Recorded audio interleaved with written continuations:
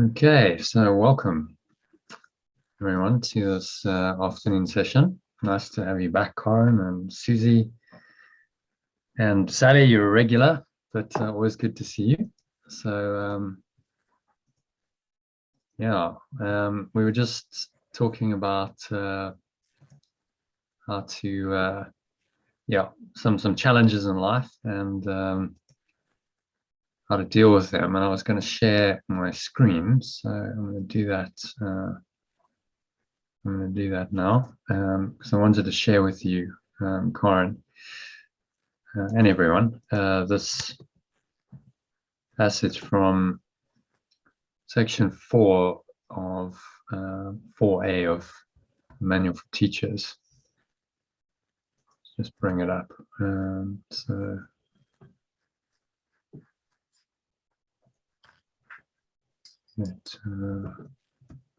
Which is there we go. Okay. Okay, so we're going to just bring it up. So section 4A Manual for Teachers, which is on the development of trust. I think you've actually done this before, Karen. And I know we did it about a week ago. It's worth just having another look at. So I'm going to share my screen. Let me know when you can see it. Can everyone see that? Great. Maybe Karen, if you want to read the first paragraph. Oh, and there's Sue. Hi, Sue. Hey, can you hear me? Yes, we can hear you. All right. First, they must go through. First, they must go through what might be called a period of undoing. This need not be painful, but it usually is so experienced. If it seems as if things are being taken away, and it is really understood initially that their lack of value is merely being recognized. How can the lack of value be perceived useless unless the perceiver is in a position where he must see things in a different light? He is not yet at a point at which he can make the shift entirely internally. And so the plan will sometimes call for changes in what seem to be external circumstances. These changes are always helpful. When the teacher of God has learned that much, he goes on to the second stage. Okay, any thoughts on that? Yeah, I think I'm definitely in the period of undoing, which is a painful period. And I know that this too shall pass. The whole paragraph resonates with me, spot on, Jono. And I just need to move through this and get to the position when I can see things in a different light. I'm trying all these things, every day to start becoming the manifester that I know I can be. I've just been stuck in just a pattern of disappointments and letdowns, and knowing I created it all myself. I'm asking myself so many millions of questions, like, why did I do it? How did I do it? Where does it start? Where does it end? So I'm normally a very positive and optimistic person. But I think I've just got the time now to actually deal with the stuff rather than just sweep it under the carpet and say, oh, well, it happened and moved on. I'm actually trying to deal with the stuff for a change rather than just pretend that everything's okay. I don't get it right all the time because I've still always got a smile on my face. But I do look forward to the shift in the second stage when I've learned enough. So it's really about letting go. You talked about manifestation, but really at this stage, don't try and consciously manifest anything, because that just sabotages the process of letting go. And that seems counterintuitive. I know you go, well, I don't have a job. I need more money. I need a proper house. I need, and this is what the ego is telling you. But actually this is happening to help you to let go of the identity that keeps creating the problems, the disappointments, the challenges, probably lifelong. And it's an opportunity to really look at that and let it go, collapse it, and then you open yourself up to the spirit. It's going to guide you. It's not about consciously manifesting anything. It's when you get to the point of like, I really don't know anymore. I don't know what I should even try and manifest. Well, that's when you're actually making spiritual progress, because then you've truly starting to let go of your own ideas about how things should look in your life, and you're opening to the spirit, which doesn't think that way at all, and that can open you up into something extraordinary, which may not seem obvious right now. In the darkness, it's not obvious, but you're being prepared if you really let go for some for some great, or your special function, which is taking you on the path of your hero's journey. And it's a process. So the quicker you let go, the quicker you move on to the second stage. If you can really go, yes, this is actually really helpful, and instead of resisting it and going, why is this happening to me, and these you go, okay, this is actually happening for me, it's very helpful, and I fully accept that, and there's no resistance. You see, that's what they talk about, acceptance. It's like an acceptance that, okay, it is what it is, and it's helpful, it's there for a reason, rather than resisting it and thinking it shouldn't be happening.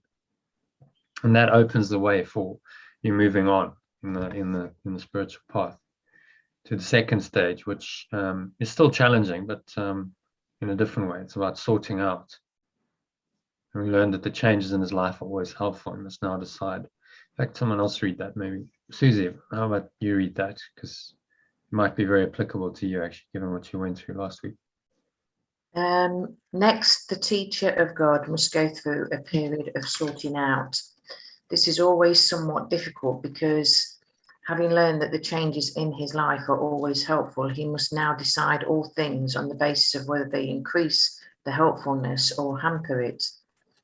He will find that many, if not most, of the things he valued before will merely hinder his ability to transfer what he has learned to new situations as they arise. Because he has valued what is really valueless, he will not generalize the lesson for fear of loss and sacrifice.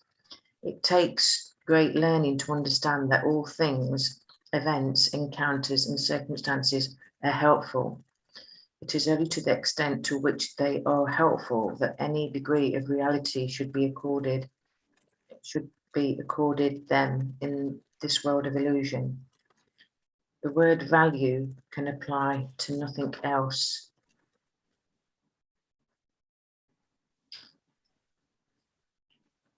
Any thoughts on that? Yeah, it is. Yeah. It's like you say that sentence, or he must now decide all things on the basis of whether they are increase the help or hamper it. I found that quite useful. And so you look at all things as helping you on your journey. Especially the things that challenge you, especially the things that push your buttons, because those are the things that bring up your ego, your false belief. Yes, I know that, I know, because I just want to run. I don't want to face them, I want to run. And avoid it. That's the temptation, avoid and try and seek for some external solution to the problem. But the problem is an internal one. The problem lies in our belief. So we can only really address it at that level. As Einstein said, significant problems we face can't be solved at the same level of thinking we were at when we created them. So we must look within. Can't look without for the answers. And this process, this development of trust process, describes that process of going within and using the external world, whatever you're interacting with in the external world, to change your mind, to correct your beliefs, not to value what is valued, not to value the world of form as you have done in the past, and simply say, well, this is really valueless. So why am I upset if I've lost my house or my job or my special relationship when it's all valueless? Well, clearly, you're valuing what is valueless, as it says.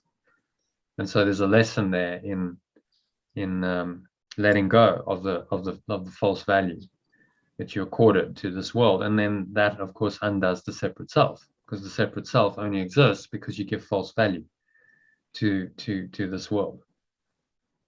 And so that's how it undoes the separate self and ultimately frees you to transcend the entire world. But it's a process, which is what he's trying to teach us here. And it takes time to move through these stages. And most people, as you said, will experience so-called pain because letting go of the ego seems to be painful. I think that time's right, like you said, but in that time, you don't know whether you're hindering it yourself because it just feels so long, doesn't it? Or can you undo what you've already done? Or I don't know what I'm trying to say there. Can you pull, like, as you're going on and you're doing your work, especially this deeper work, sometimes I feel lost in it.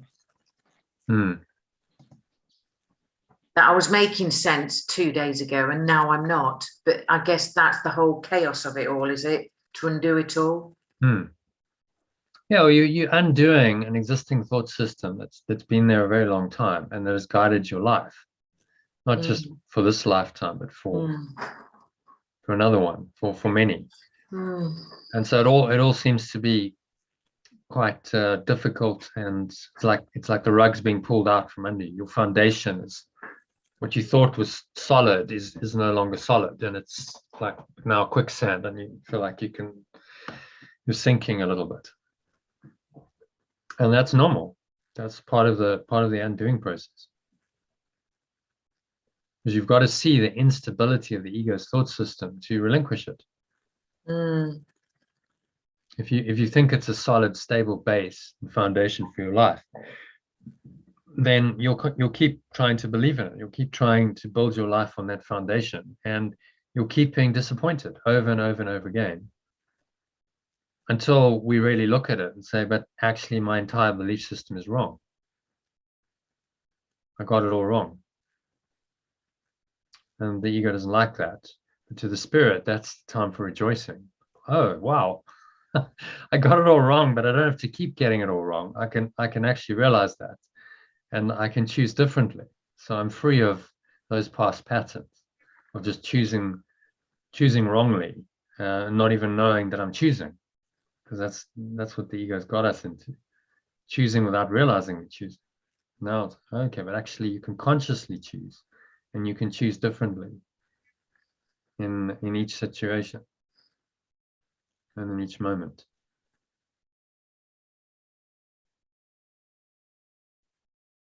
Okay, and then maybe just let's do the well, actually let's wait till Karen comes back, because she said she's coming back. Maybe we'll have a look at the third stage if we have time. So let's dive into today's quote and teaching and then lesson, shall we? So let's ask Sue, hasn't been with us for a while. Sue, if you can read the quote and just give us any reflections on that come to mind, that'd be great.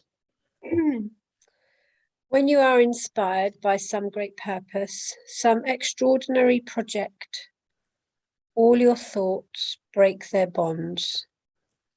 Your mind transcends limitations.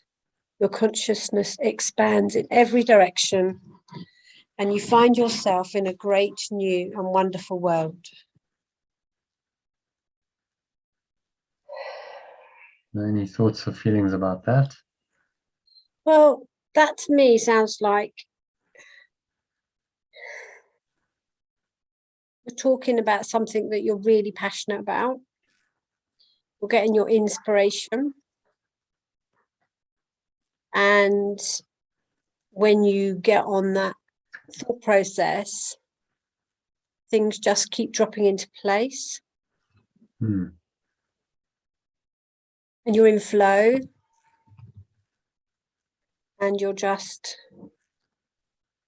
trusting your guidance. Hmm. Yeah. Yeah, it's one of the symptoms of spiritual enlightenment, according to the Vedic tradition, is that the more enlightened you become, the more you get guidance, and these kinds of synchronistic events just seem to happen. The flow seems to happen. So the great new and wonderful world starts to unfold to support you in your purpose, and life gets easier. It doesn't mean you're not going to have challenges, but you tend to flow more with the challenges. Find like, okay, it's just another. And so instead of thinking of the challenge in fearful terms and this is really terrible, you go, okay, so show me then. You learn to rely on this power, that's miraculous power of spirit, always. And it does feel like when that happens, you feel like you're on the right track. Hmm. So it's like you've got those little messages, oh, this must be right because this is flowing. Hmm. Yeah, and that's the way we learn. If things didn't flow in form, then how would we ever learn that energy, that power is there, and that's true, and that we can rely on it, you see. So the flow or miracles, whatever you want to call it, although it's not absolute truth, it's there to show us in this world that there is something beyond this world, and that we can trust it, that it's always there. And no matter what the difficulty and the challenges we're experiencing, there's no order of difficulty and miracles. All of them can be solved. All problems can be solved because ultimately they're unreal. And the miracle just shows you that time and time and time again. And I've just sometimes been gobsmacked at what actually happens if you live this and you really surrender and you allow yourself to be guided. The support and the guidance that you can get are extraordinary, and you just go like, I didn't even see that coming. I didn't even have any idea that was there. So it goes way beyond conscious manifestation. It's just like something arises and you had no idea it even existed, that opportunity was there, or whatever it was. And but it's exactly right for you, and somehow that manifested for you. You didn't really do anything other than surrender. So this is kind of advanced manifestation. Just surrender, let go of all attachment to outcome. Say, you show me. The highest prayer is, not my will but thy will be done. You show me what's actually best for me, because I don't know. And what needs to happen to take me on my hero's journey. And then these things just start showing up. I feel like that's sort of, I'm in that process at the moment. I'm just in the process of moving. And even though it wasn't something I was considering, the opportunity kind of happened. And it's like everything is just falling into place as I go. And I even feel like, I just feel like everything, it's like my guidance is there. And I am beginning to understand, just to let go and trust. I'm not sure where it's going to take me at all. I'm moving in with someone else, and I'm like, I have spent all this time on my own. Well, not my own, with other people, but just looking after myself. And now it's kind of stage, so it is all a bit new changes. So we've been talking about changes today, so that feels very apt. But I do feel underneath it all, the flow is there. So it's very comforting. Just actually, it's all, the flow tells you it's on track. You don't necessarily know where it's going to go, but the thing with how this works is, you know, moment by moment. You get the guidance moment by moment. Okay, go do that, oh, now do that. And that allows the flow to unfold. And then this sort of grand plan, which you didn't plan, seems to unfold. And you go, actually, I can see how that's all working really well, but I had no idea. I was just listening to the guidance moment by moment. So that's actually how easy it is. But at the same Listen to time, guidance. that guidance is there, but other stuff is coming up along the way. So it's like I'm clearing stuff at the same time. It's bringing stuff up for me. Hmm. I'm being aware of. And yeah, but underneath it all, I feel like the direction is right. Hmm. Yeah. Well, that's always going to be the case. You're going to get the challenges, and the you know, there's two levels of this. The ego's doing its thing on one level. Yeah. Just open this. Timeline of consciousness is what I want. Probably need to just zoom out there a bit. So on the one level, you've got the level of form going on, all the events in your life, and some of those can, you know, seem to be unpleasant and challenging. But then you've got the other level, the vertical dimension, where you can reinterpret any situation on the horizontal level and forgive it or let it go. And that frees your mind back into an awareness of this, which is what you've disconnected from. And so that's always happening. Any significant learning that you have, there'll be the ego's psychological and emotional attachment. So there'll be the ego's voice saying, get attached to this, worry about this, fear it, get angry about it, stress about it, you know, whatever the negative emotion is, to make it real, make the situation real, and you make yourself, the character in the dream world, on the timeline, real by doing that. So it routes you onto the red line, and you're going one way towards death. That's the ego's program, always leading you towards that. But at the same time, you got the vertical dimension. So in every situation, you can reinterpret that through this process Yeshua calls forgiveness, that says you can let this go. You don't have to listen to this voice that's telling you all this stuff is real. Instead, you can just go back into this pure formless awareness. You can feel love, and you can be okay, whatever's happening. And so that's the source of flow. When we do that, then we feel much more flowing with our lives. So these situations no longer are traumatic. We just kind of flow through them, even if they seem to be challenging, because we're coming at it from this state of mind. And this is the state of mind that is the source of flow. So this is the Tao in the Eastern teachings. They call it the Tao, and then they call it Wu Wei, the flow of life. Well, the flow of life happens in the illusion of life, but it's coming from the source, from this reinterpretation of life here by that source in your mind. And so there's always going to be those two levels going on, and you just got to make sure that you're consistently going back into this source. That's what forgiveness does. If you keep practicing forgiveness or letting go, you're consistently taking your mind back in any situation, back to this awareness. And you keep returning back to that awareness. And by the end of your life, you're so familiar with that, but you've realized that this is your awareness. There actually is no other awareness, really. So you're smiling. Yeah, I like that. I can see that. So you're living your life, but you'll just keep referring back to that pure formless awareness of perfect love in yourself. Yeah, always, in every situation. Yeah, so that kind of, yeah, that makes a lot of sense, really, because you're still living your life, but from that pure formless awareness. So you now have a real It's source. like- yeah, it's like Hmm. bringing the two together.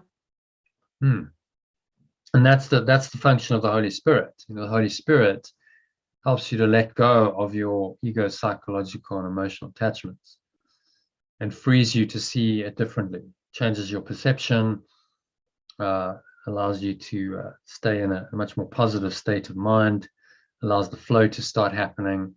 So your life can actually be quite happy, quite enjoyable. You don't have to suffer unduly while you're here. And the events will still happen. Hmm. But, yeah, but from that perspective, Yeah, if it's an Yes. event, you whatever, let's say it's challenging, you reinterpret it and you just say, well, actually this is all good because it's really pushed my ego's buttons, and there's a lot of the separation idea coming up, and I'm able to see that, and so this is how I undo it. As I see it, I can let it go and choose again, choose to restore my mind in the face of the temptation of this particular psychological and emotional attachment that the ego has invented.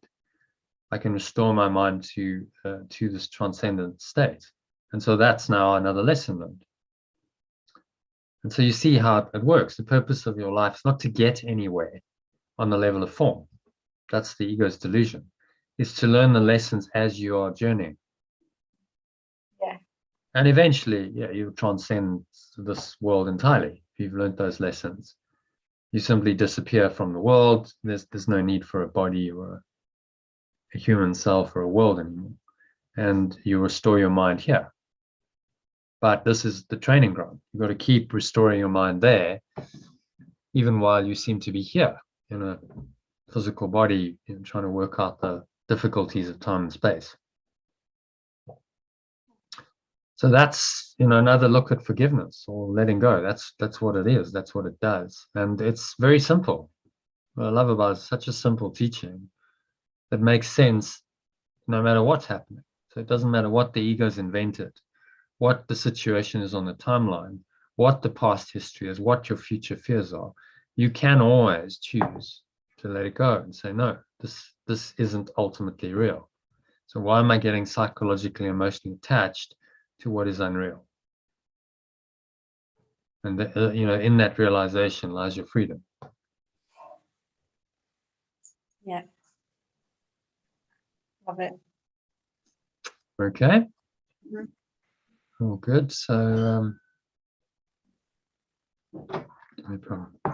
So if we read the next paragraph, today's quote is by. Me too. Yeah. Today's quote is by the Indian yogi, mystic, philosopher, and author Patanjali. Yeah.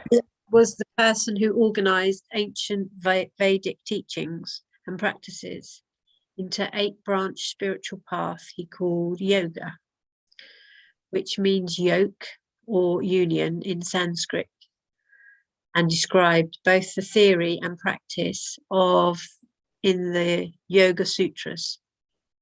Do you want me to make this a bit bigger? That is fine. I can just bring it closer. We'll zoom in again. There we go.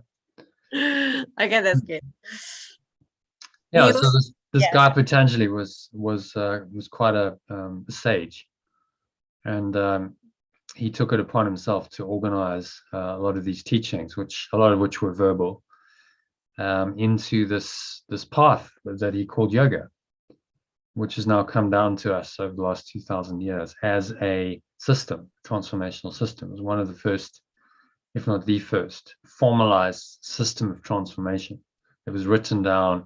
He said, right, there are these 8 limbs of yoga, and this is how it works. And this will take you ultimately to the ultimate state of enlightenment or samadhi, which is freedom from any belief in separation, essentially. So that was his particular great project in this world. It made yoga available to the world as a system for the transformation of consciousness and ultimate liberation from the cycle of birth and death. Okay, Susie or Sally hasn't read actually. So you want to read his inspired work? His inspired work has had a profound impact on the lives of hundreds of millions of people who have practiced yoga in some form since he lived in the 2nd century CE, and is one of the foundations of the Art of Letting Go program. So you continue to benefit from his work almost 2,000 years later through your participation in it. But teaching you the history of yoga is not the point of this message. The point is to inspire you to find your own great and extraordinary project that will help you and others transcend the self-imposed limitations of the ego or belief in separation, and expand your awareness and start living in the brave new world Patanjali points to in his, which is the world transformed in your perception, or what Yeshua calls the real world. Okay, any thoughts on that? Yeah, lots.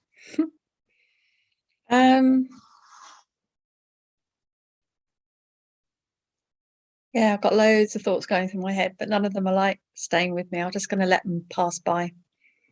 Anyone else like to share anything on that?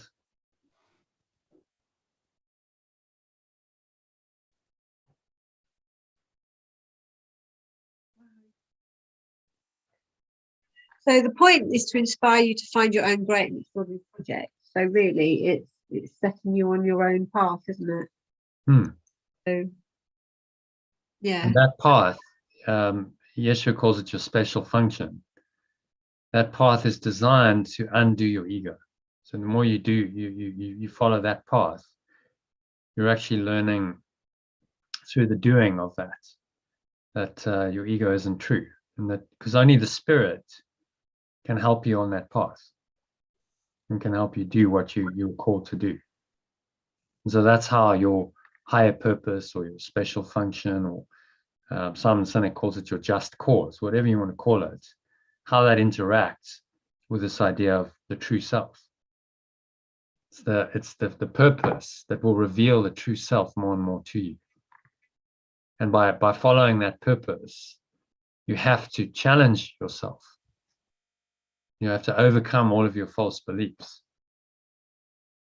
And so the point of the journey is not to achieve whatever it is. The point is to undo the ego. So the Holy Grail in the night quests, Middle Ages, that this sort of Holy Grail analogy, metaphor. And the point was not to find the Holy Grail. A lot of people didn't realize that. They actually thought they were looking for a cup. The point was to develop the knight's character and help him to realize who he really was. That he was a servant of God, and to dedicate his life to that. And that was the real Holy Grail. That was what was actually what they were seeking. So it's never about the level of form, but the level of form can facilitate the awakening to the greatness of who we really are. Because it makes us, by taking on that project, it makes us dig deep. It makes us confront our false beliefs. It makes us let them go. It helps us to open to guidance. It teaches us that we need not fear, because this guidance is always there. And so that advances us on our spiritual journey. And so as we overcome the challenges and the temptations, which are well shown in this diagram, hero's journey. So as we go through and we go through the process of achieving the extraordinary purpose, the project, and we face the challenges and temptations, which help us to let go of our ego, which take us to the ultimate abyss, the undoing of the ego, and the transformation into our higher self. And that's the purpose of the extraordinary project. But if we do that, then very often that will make a profound impact on other people, because then we come back in this enlightened state, we return to the known world, and we can now become a symbol of this higher awareness, and we can teach from a place of authority, because we've actually experienced it. We've been through this, and people can, if we've done something that's overtly manifest, there's something that people can really respect and say, okay, well, I can see what you've done, and so I'll respect you and I'll listen to you as a teacher. And so it's all part of the hero's journey. So you're starting to see how it all comes together. What I love about these ideas and concepts, it all fits together really beautifully. Whether you look at it from the hero's journey perspective, you look at someone like Simon Sinek, who's got a business take on it, the infinite and the finite game. Yeshua talks about the special function. Other people talk about your higher purpose or your dharma. It's all really the same thing, just different language for this one process of what we've called the hero's journey, or as Yeshua calls it here, the development of trust. In this particular section, what are the stages in development of trust? This is another way of framing the hero's journey, because the development of trust is learning to trust as you go on this journey a power greater than just yourself, just your little self. So that's another term for the same thing. And you start to see that there's really only one story. That's the whole point of the hero's journey. There's one, the monomyth, Joseph Campbell called it. There's one story. We're all going through that story, and the story looks different because it has different characters and different times and different events and circumstances for each person. But actually, it's the same story, repeated over and over and over again. And that's the archetype of the story, which is to awaken from the dream of being human.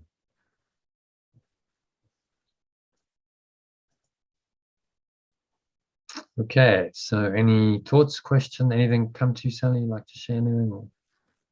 Oh, I can just feel all these thoughts going past, but I'm just going to let them carry on. Okay, that's good. Just watch the thoughts, not getting involved in them. So, Susie, if you can read the next one. But if you seek this outside yourself. But if you seek this outside yourself in an attempt to find meaning and purpose through achieving something external, you will fail to find it, because it doesn't lie outside of yourself. Rather, look within yourself to connect to what Yeshua called the universal inspiration, which he more often refers to as the Holy Spirit. And in our alternative art of letting go language, we call it the remembrance of perfect love. And then you'll be guided to do things that may develop into an extraordinary project that will in turn help you and others to progress on your hero's journey. Okay, does that make sense? Yeah, and I like that actually. That's quite uplifting compared to how I've been feeling the last few weeks. So yeah, it was, yeah. So when you're going through this, it often feels like there's no way you're going to be able to do anything, inspiring, because you're going through the abyss, the death of the ego, and that's not the time to be taking on a new project. Just deal with whatever's coming up and let it go. That's your project. It's a day of reckoning for the ego. But post that, and this can take years. It took me many years to come out of this and then go, okay, I can actually maybe start teaching again. But I was different. It was a different, I taught differently compared to how I did on the other side of this. So you're being prepared for for something profound. You do this, you really let go of your ego. You'll come back into the teaching, and you'll be able to have it. There's another dimension that will be there, and then an extraordinary project might unfold for you. And that, we say extraordinary. It doesn't mean you're gonna do anything like necessarily big on the level of form, like change the world, or but you're changing your world quite profoundly. So you might have an inspiration to write another book, or create an online course, or a coaching practice that helps people to understand the hero's journey, or whatever it is. And then that then becomes this extraordinary project, your special function. That's teaching you that you are the hero and teaching you who you really are. Mm. And that'll come on the other side of this. So, don't rush it. These things just unfold. You've got to give them time to unfold. And as I said, it can take years if you've really had a seismic shift, to really collapse all of that egoic belief, which was in your mind. It's quite deeply entrenched in your mind. That's the task. And then when it's right, you'll get an inspiration. Something just unfolds and say, okay, do that. I was listening to Eckhart Tolle actually this morning, I think it was yesterday. He was talking about, he got an inspiration. He was living in England at the time, and one morning he woke up and something said to him, you need to move to the west coast of the United States. West coast of America, actually. It's like, that's a bit random. Why? He just gets a feeling, and it didn't go away. So it just stayed with him. He didn't do anything about it for a while, but it stayed with him. And that's, then guidance. He said there was nothing desperate about it, but it was just this consistent message. And you look in, hindsight, what he did, he moved to America because he needed to meet people like Oprah, who would then publicize the power of now and, make it into a teaching. And if he'd stayed in the UK, that probably never would have happened. And we may never have heard of him. So that's why he got the guidance to go there. But, he didn't know at the time. There was no grand plan. Oh, well, I'll go there and I'll write a book and I'll meet Oprah and then, I'll become like a spiritual superstar. And like, none of that was going on in his mind. He just had a feeling that that's what he should do. And in the end, he listened to it. I guess when you look at your life experience or you think of things, I mean, we do base it on something. Like work means a lot to a lot of people. You spend a lot of time there. And I guess for me, because I had 17, 18 years of being controlled, I then moved out. I did a lot of things. I've been on radio. I was on Leicester Radio for 6 months, just giving stuff out. I worked in abuse. I worked in all these different things that I'd been through, but I can see now I did that through trauma. I didn't actually do it through anything else. Do you know what I mean? And I think that's where I got, because you feel now I can see it, that there's a doer that wants to do something, but yet I think seeing it, and it's having to see it again and again and again, because like you said, the ego is really subtle. It's good, isn't it? It really brings you back to God knows what. No, well, God doesn't know what. That's well, alien to, you know what I meant. Yeah. It's yeah. So I guess for me, really, that up and down at work, and then even setting up coaching, I've been in 3-4 books. It's really threw me, thinking that there's nothing there for me. So I'm glad you're saying all this, because I really do feel my mojo has gone, especially when it's, if I think about how I've lived life. You think you've done it the right way, or I've thought I did it the right way, but no, there's more. Than there's obviously a lot more. Well, you're going through this so that when you come out of it, you're the real deal. You know who you are. You're not faking it anymore. You're not just doing stuff. A lot of people, it's called the unhealed healer, Yeshua calls it. A lot of healers are doing the work because there's some calling there to do it, so there's some spirit coming through. A lot of the time, they're not actually really looking at themselves. It's just, okay, well, I'll go and I'll externalize and I'll try and fix everyone else. But I don't want to really, heal myself. Yeah, I felt very fake after a while, after I did all my stuff. I did podcasts, I did lots of things. And then I was the happiness coach. And it just wasn't sitting right with me at all. And I couldn't just shift what was happening. And then I just slowly started declining people, because there was obviously something I was in denial of.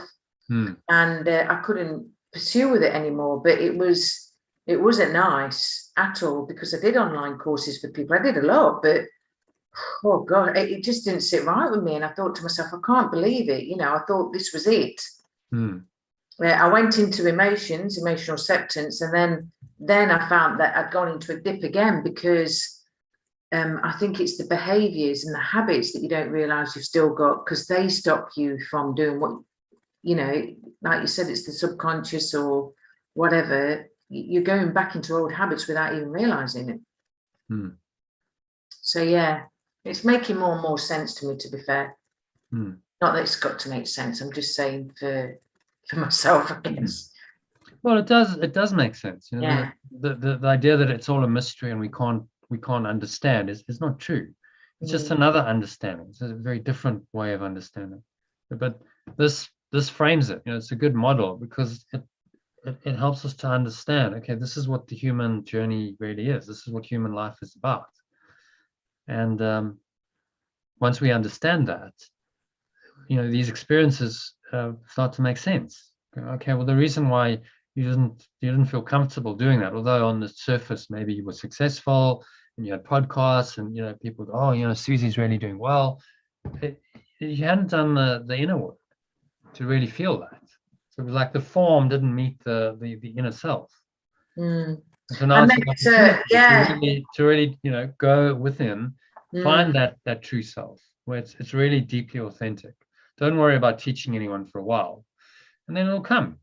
I had to go through the same thing. I really didn't teach very much. I was running one little meditation and breathwork session a week. So 1 hour a week, basically, 1.5 hours a week in person, and nothing else. And we ran a Course in Miracles session, I think, once every 2 weeks or something. So compared with what I'm doing now, very, very little.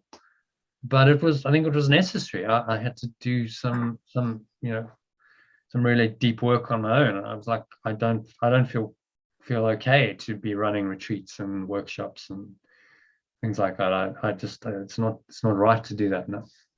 And so that it unfolded in its own time. It just kind of organically happened. And I did listen to guidance. It was like, okay, now's the time. About 4 years ago, I wasn't very happy with what I was doing, and that that's always a good sign. It means, okay, you've got something that you're not listening to. Now you can start listening. So dissatisfaction can become a catalyst for the hero's journey, which is exactly what it was for me. And then you move through this, and you go through the death and the rebirth, and you come out the other side, and you go, well, I can't really say how I'm different, but I definitely am different from how I was 10 years ago. I'm able to teach at a different level because of that hero's journey I've undertaken. And that's why this program has unfolded. And, otherwise it just wouldn't have. It never would have happened if I hadn't been through that process. So in the same way for you, this is your process. You go through it. What you'll produce on the other side of it, you don't know yet. But there's almost certainly something. And then, you go back into what you're in. But now, maybe you become the happiness coach again, but now it's authentic happiness. You can really teach from a place of knowing what it is, rather than just faking it. I guess like last week you said that, I was suppressing something. I mean, for 18 years, if I lived like that for 18 years, and then it weren't so long, I met a law of attraction coach, and she was saying, yeah, but you've been married for God knows how many years, you've got 2 kids, that is successful. And I thought, yeah, but something's still pulling me, that's not, it is what it is. I kept thinking, I don't know why I'm feeling this way, but I think the more you say it now, I'm seeing why I've had to go. It feels like I'm going backwards, but I didn't deal with half the stuff, not like we did last week. So I can see it, although it feels like lots of things are going up, but I can see it a lot better this week, to be fair. Yeah, and so it's all part of the journey. It's all, and I'm not in charge. Susie's not in charge. The Spirit's in charge. You just got to listen and be guided. And it's all okay, and it will happen in good time. So that's why when Karen said conscious manifestation, you don't want to get sucked into that, because what it does, it tends to do, is it then pulls you back into the world of form, and it stops the process of really undoing the ego. And the manifestation will happen as part of your process when it's right. And a lot of people go, well, that sounds a bit woo-woo, but it really does. You've got to trust it.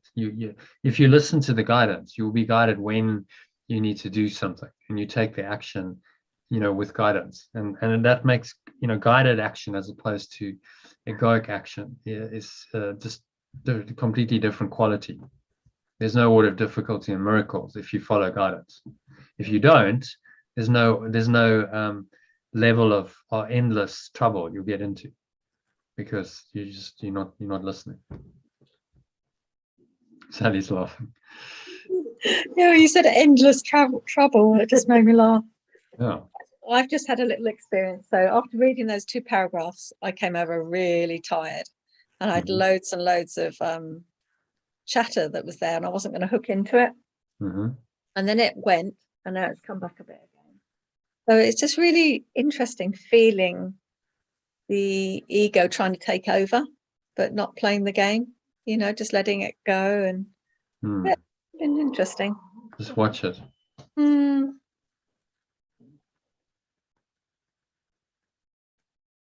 It's interesting how, because you said the other day, didn't you? Was it on Friday? And Susie said something about falling asleep during the meditations or something.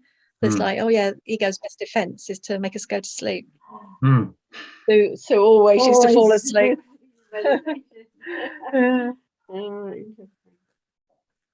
So it's just got to be aware of all these things. And if you're aware, then the ego doesn't have power, does it? You just, okay. Just a thought and emotion. It's coming in, it's coming out, it's moving through. The analogy of clouds is quite useful. Just like a cloud, it's drifting by. There's no real substance to it. It just, it comes and it goes, and just drifts by on the wind. And you just kind of let it flow away. And that's what our thoughts are like. Egoic thoughts, emotions. They come and they go.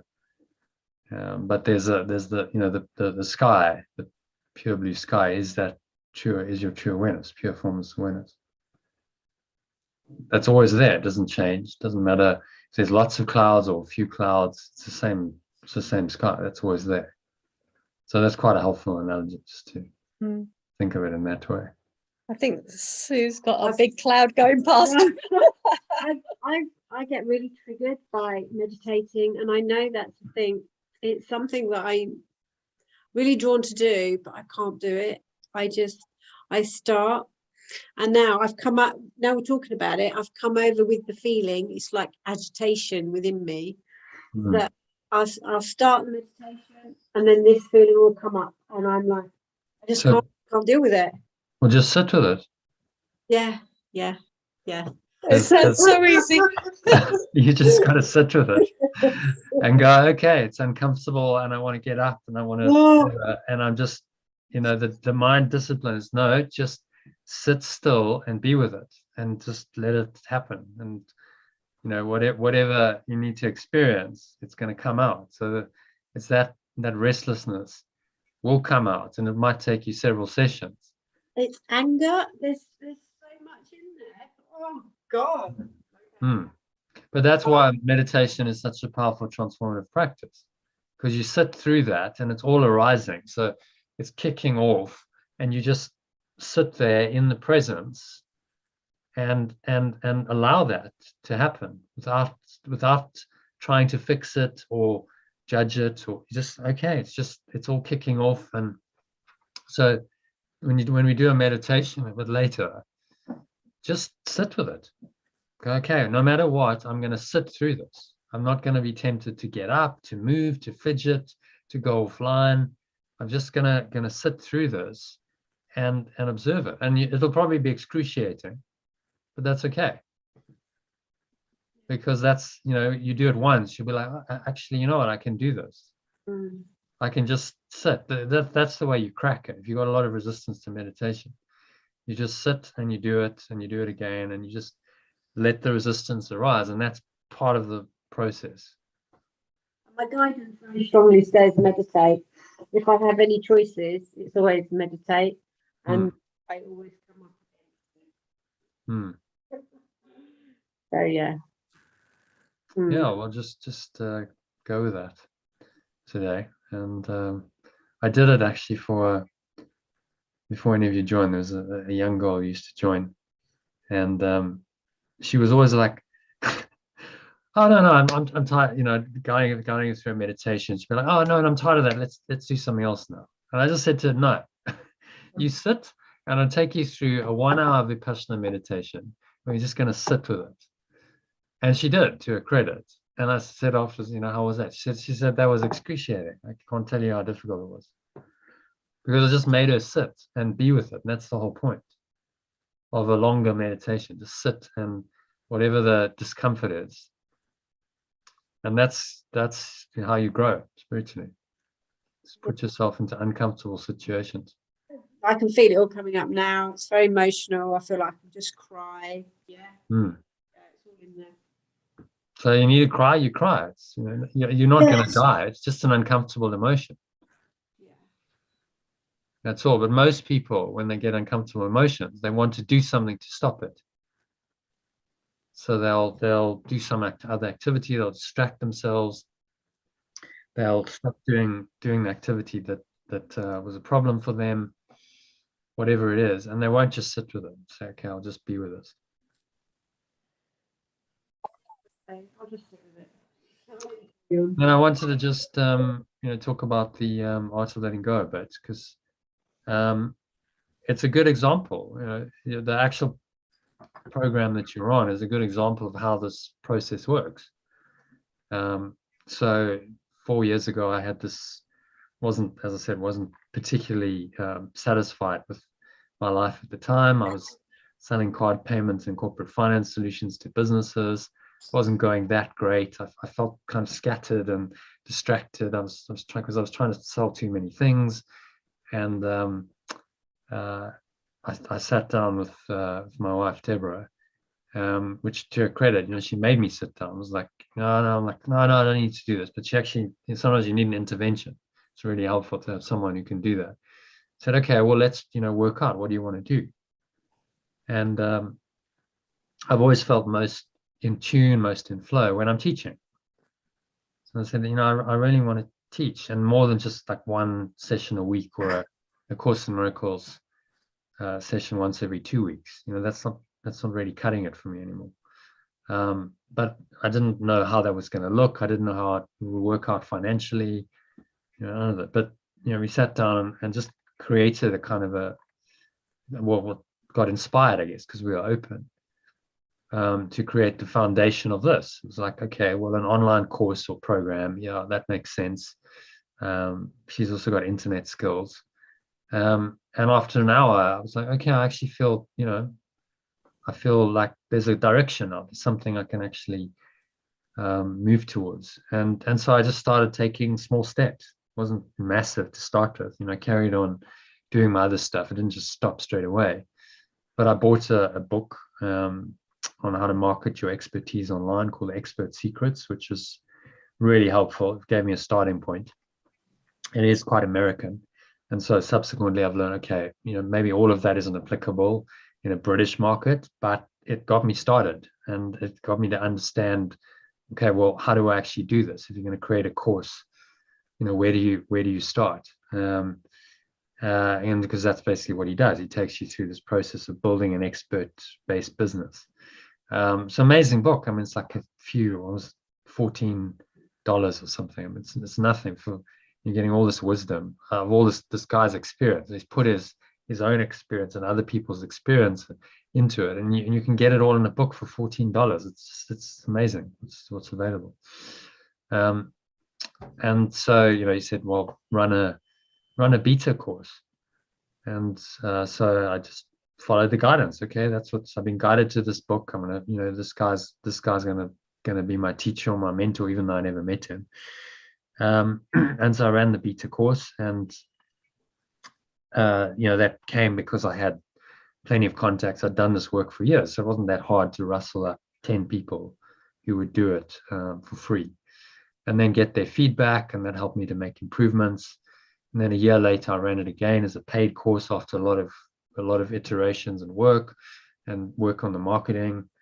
And then at the end of that, I didn't want to leave it as I'd left the previous year. So I said, well, we're going to carry on, and we're going to do a whole year's program, because it was the 6-week course was only the first 5 chapters of the text and the first 35 lessons of the workbook. So it's really just the start. And I didn't feel like, I'd really done justice to it. So that's how this unfolded. And it's just been an iterative process over 4 years where, I've actually managed somehow to dedicate most of my working time to doing this, even though it doesn't pay very much. So work that out. I mean, how does that work? But somehow it has worked. So there's definitely, miraculous help and guidance. I got a financial windfall that basically helped me. It was just some of the corporate finance work I'd done before. So you start to see this is your journey. That's the beauty of it. It's like my unique journey. No one else can. It's not anyone else's journey. It involves my life circumstances, my history, my talents, my abilities, my skills, and how it all kind of comes together in this miraculous way is the unfolding hero's journey of your life. And we all have our own unique journey. Yeshua calls it your special function. That's designed to help you to understand who you really are. That's the whole point. So the process, and that now we're at a point where, okay, actually, I mean, I didn't know this 4 years ago, but actually where this is leading is another version of A Course in Miracles. That's much more accessible and understandable. I didn't have that idea 4 years ago. That's just what unfolded in the process. So you never know exactly how it's going to unfold. But if you listen to it, you listen to the guidance, you find this, as Patanjali says in the quote, this great and extraordinary purpose project just starts to unfold. Your mind starts transcending limitations. You find a way somehow, and you can't really explain how, but you do. Your consciousness expands in every direction. You find yourself in a great, new, and wonderful world where you're actually being supported. Instead of everything's hard and tough, you go, actually, I'm always supported. The challenges arise, but I know that there's always a way.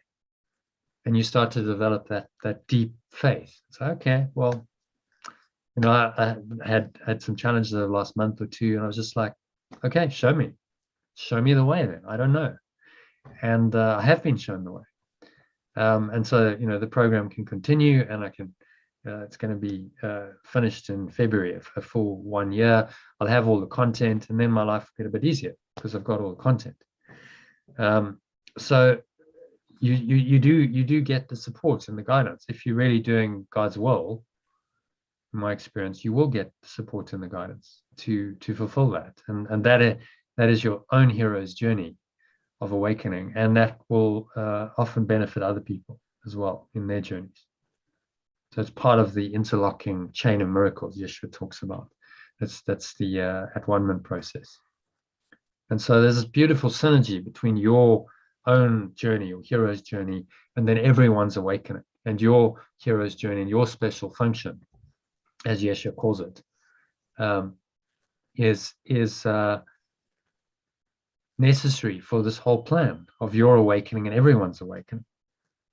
When you start to see that, then you actually find a deep meaning and purpose in this life, even though you realize this life isn't real. It's the paradox. Just like forgiveness or salvation is a paradox, but it works because you go, it's meaningful because there's something more. My special function is taking me out of this world, and it's honoring something that's transcendent, and it's helping other people to find that. And that's what gives my life here the meaning and purpose that it does have. And so then we can be very inspired. You don't have to be depressed or downhearted. You're like, I'm on purpose. I'm living my life on purpose. I'm doing what I'm supposed to be doing while I'm here. And I know that that's all temporary and it's all an illusion, and ultimately it's all going to fade away. But while I'm here, that purpose fulfills me. And it's enough to have that, inspired purpose while you're here. And so this is the Holy Spirit's kind perception of specialness. His use of what you made to heal instead of harm. In fact, someone else read that, maybe Corin. If you read paragraph 4, Corin, if you're still with us. Such is the Holy Spirit's kind perception of specialness. I'm here. Mhm. Yeah. Okay. Such as the Holy Spirit's kind perception of specialness, his use of what you made to heal instead of harm. To each, he gives you a special function in salvation he alone can fill, apart for only him. Nor is the plan complete until he finds his special function and fulfills the part assigned to him to make himself complete within a world where incompletion rules. How does that sit with you? It's good. I think I'm still searching for my special function. But this is part of the process.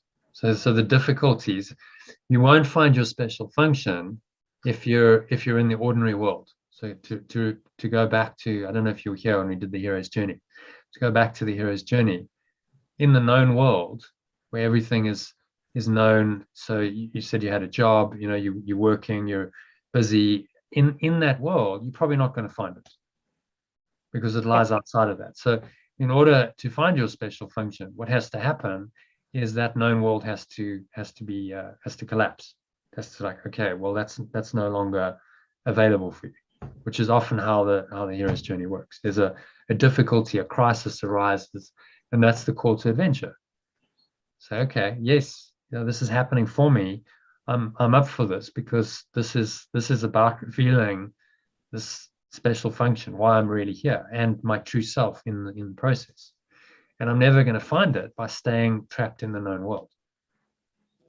So this is helpful, as as Yeshua says to us in this.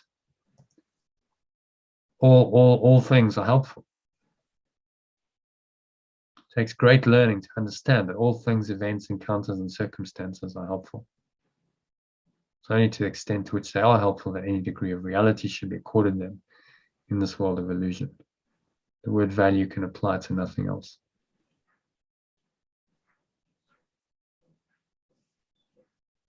And then if you read the third stage, I kept that for you. All right, third stage to which the teacher of God must go. The third stage through which the teacher of God must go can be called a period of relinquishment. If this is interrupted as giving up the desirable, it will engender enormous conflict. Interpreted, by the way. It's interpreted. Sorry. Interpreted as giving up the desirable, it will engender enormous conflict. Few teachers of God escape this distress entirely. There is, however, no point in sorting out the valuable from the valueless unless the next obvious step is taken. Therefore, the period of overlap is apt to be one in which the teacher of God feels called upon to sacrifice his own best interests on behalf of the truth. He has not realized as yet how wholly impossible such a demand would be. He can only learn this only as he actually gives up the valueless. Through this, he learns that where he had anticipated grief, he finds a happy lightheartedness instead. Where he thought something was asked of him, he finds a gift bestowed on him. So it's all about it's just letting go. Again, in the first three stages, it's various stages of letting go. Period of undoing, period of sorting out, period of relinquishment. So finally letting go of that old self and then your attachment to it and to the world as a result. And to realize you can't really sacrifice your own best interests. It's not possible. So in your mind, you're still thinking the job maybe has the value and the money and having a place to stay and having a special relationship, and all of this seems to be in your best interest, and you seem to have lost that. So therefore, this is not in your best interest. That's what the ego is telling you. But Yeshua is saying, well, this is not possible to sacrifice your own best interests on behalf of truth. Because only the truth is true. So those things that you valued were never in your best interests. You just thought they were.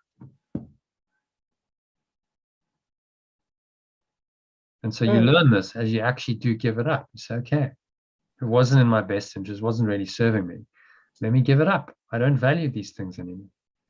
So if I don't value them, then how can I be upset that I don't have them? How can I be in any kind of mental, emotional pain because I don't have them, if I don't value them? See? And then we find this happy lightheartedness instead of grief. So, I'm actually free of this. It feels really nice and freeing and light compared with that, the heaviness of all the attachment to these, what he calls false idols, which are just false beliefs. And so a gift is bestowed on us, the gift of freedom and happiness and peace, where we actually thought we were going to lose. And we actually haven't lost anything. We've gained the happiness and the peace and the love of God. And that is in our own best interests. So again, it comes down to, who you believe you are and what you bet on what that self values. If you really are the Son of God, the extension of perfect love, then you only value love, peace, and joy. There's nothing else that will attract you.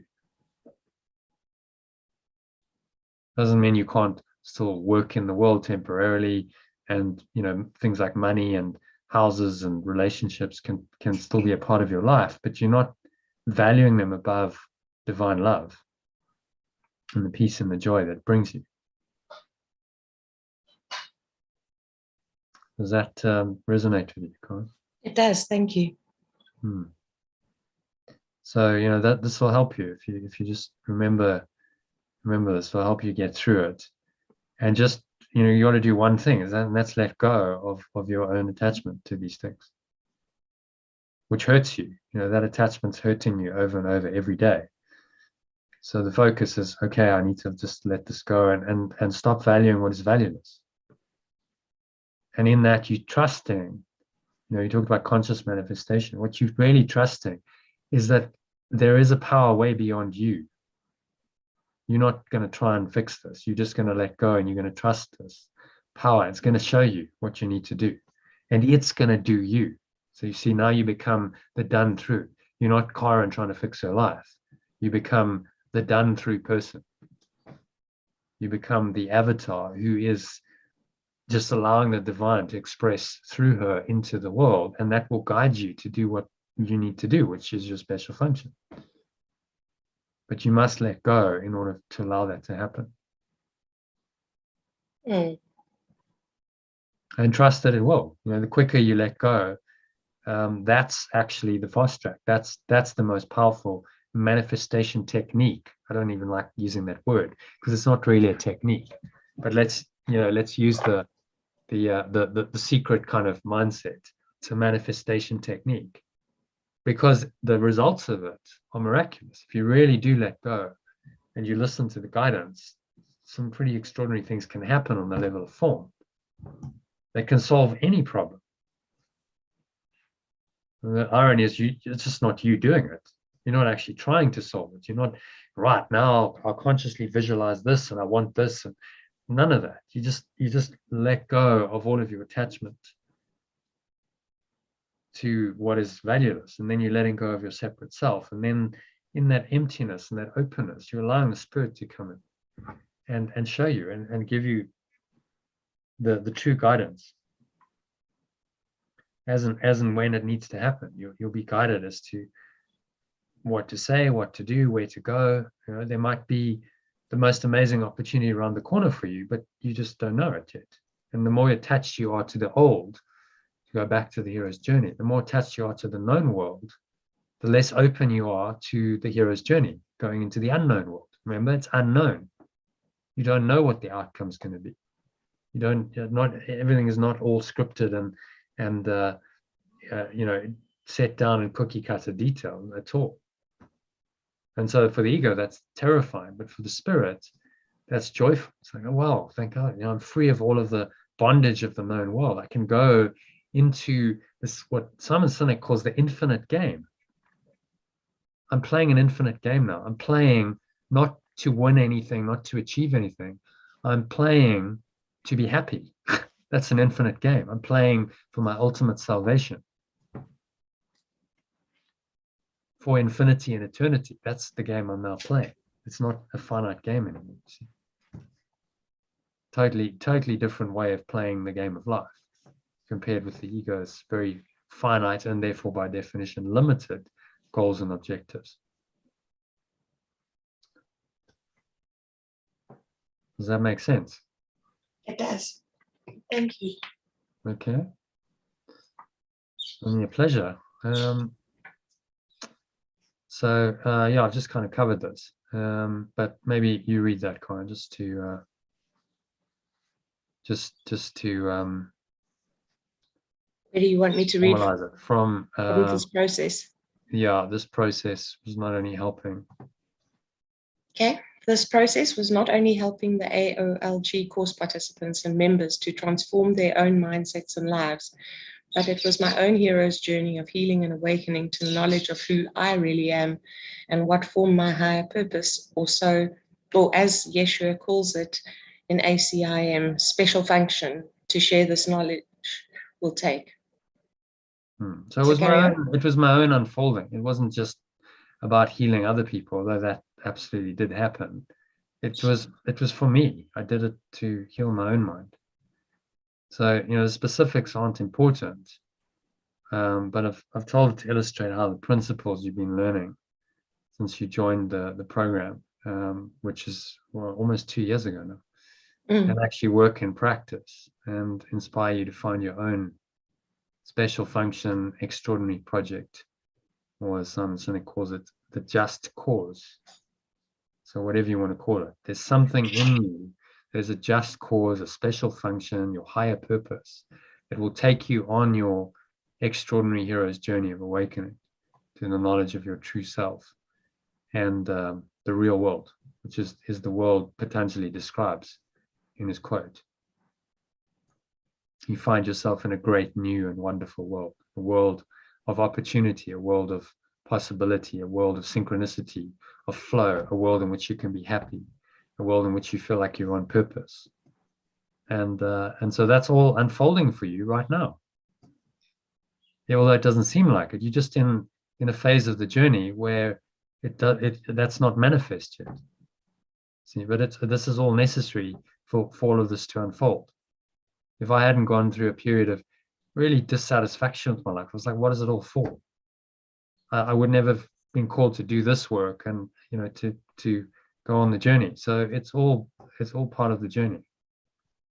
And when you can see that, you can kind of relax, surrender into, and say, okay, I'm in the hands of the Holy Spirit or the universal inspiration, and it's got me, and it's going to guide me, and it's going to use my talents and my skills and abilities in a unique way to help and benefit myself and the whole. And I know that process is going to unfold. I have complete faith in that. And so I'll just day by day, I'll do my spiritual practice. That's what's going to advance you in this process. The quicker you let go of the ego's attachments that block this inspiration from coming through, the more likely it is to unfold. Okay, and then idea of finite versus infinite game. So does everyone understand what a finite game is versus an infinite game? Just might be worth reviewing that. Did you watch Simon Sinek's talk? You did. There's a few nods. Okay, so can someone explain it to me?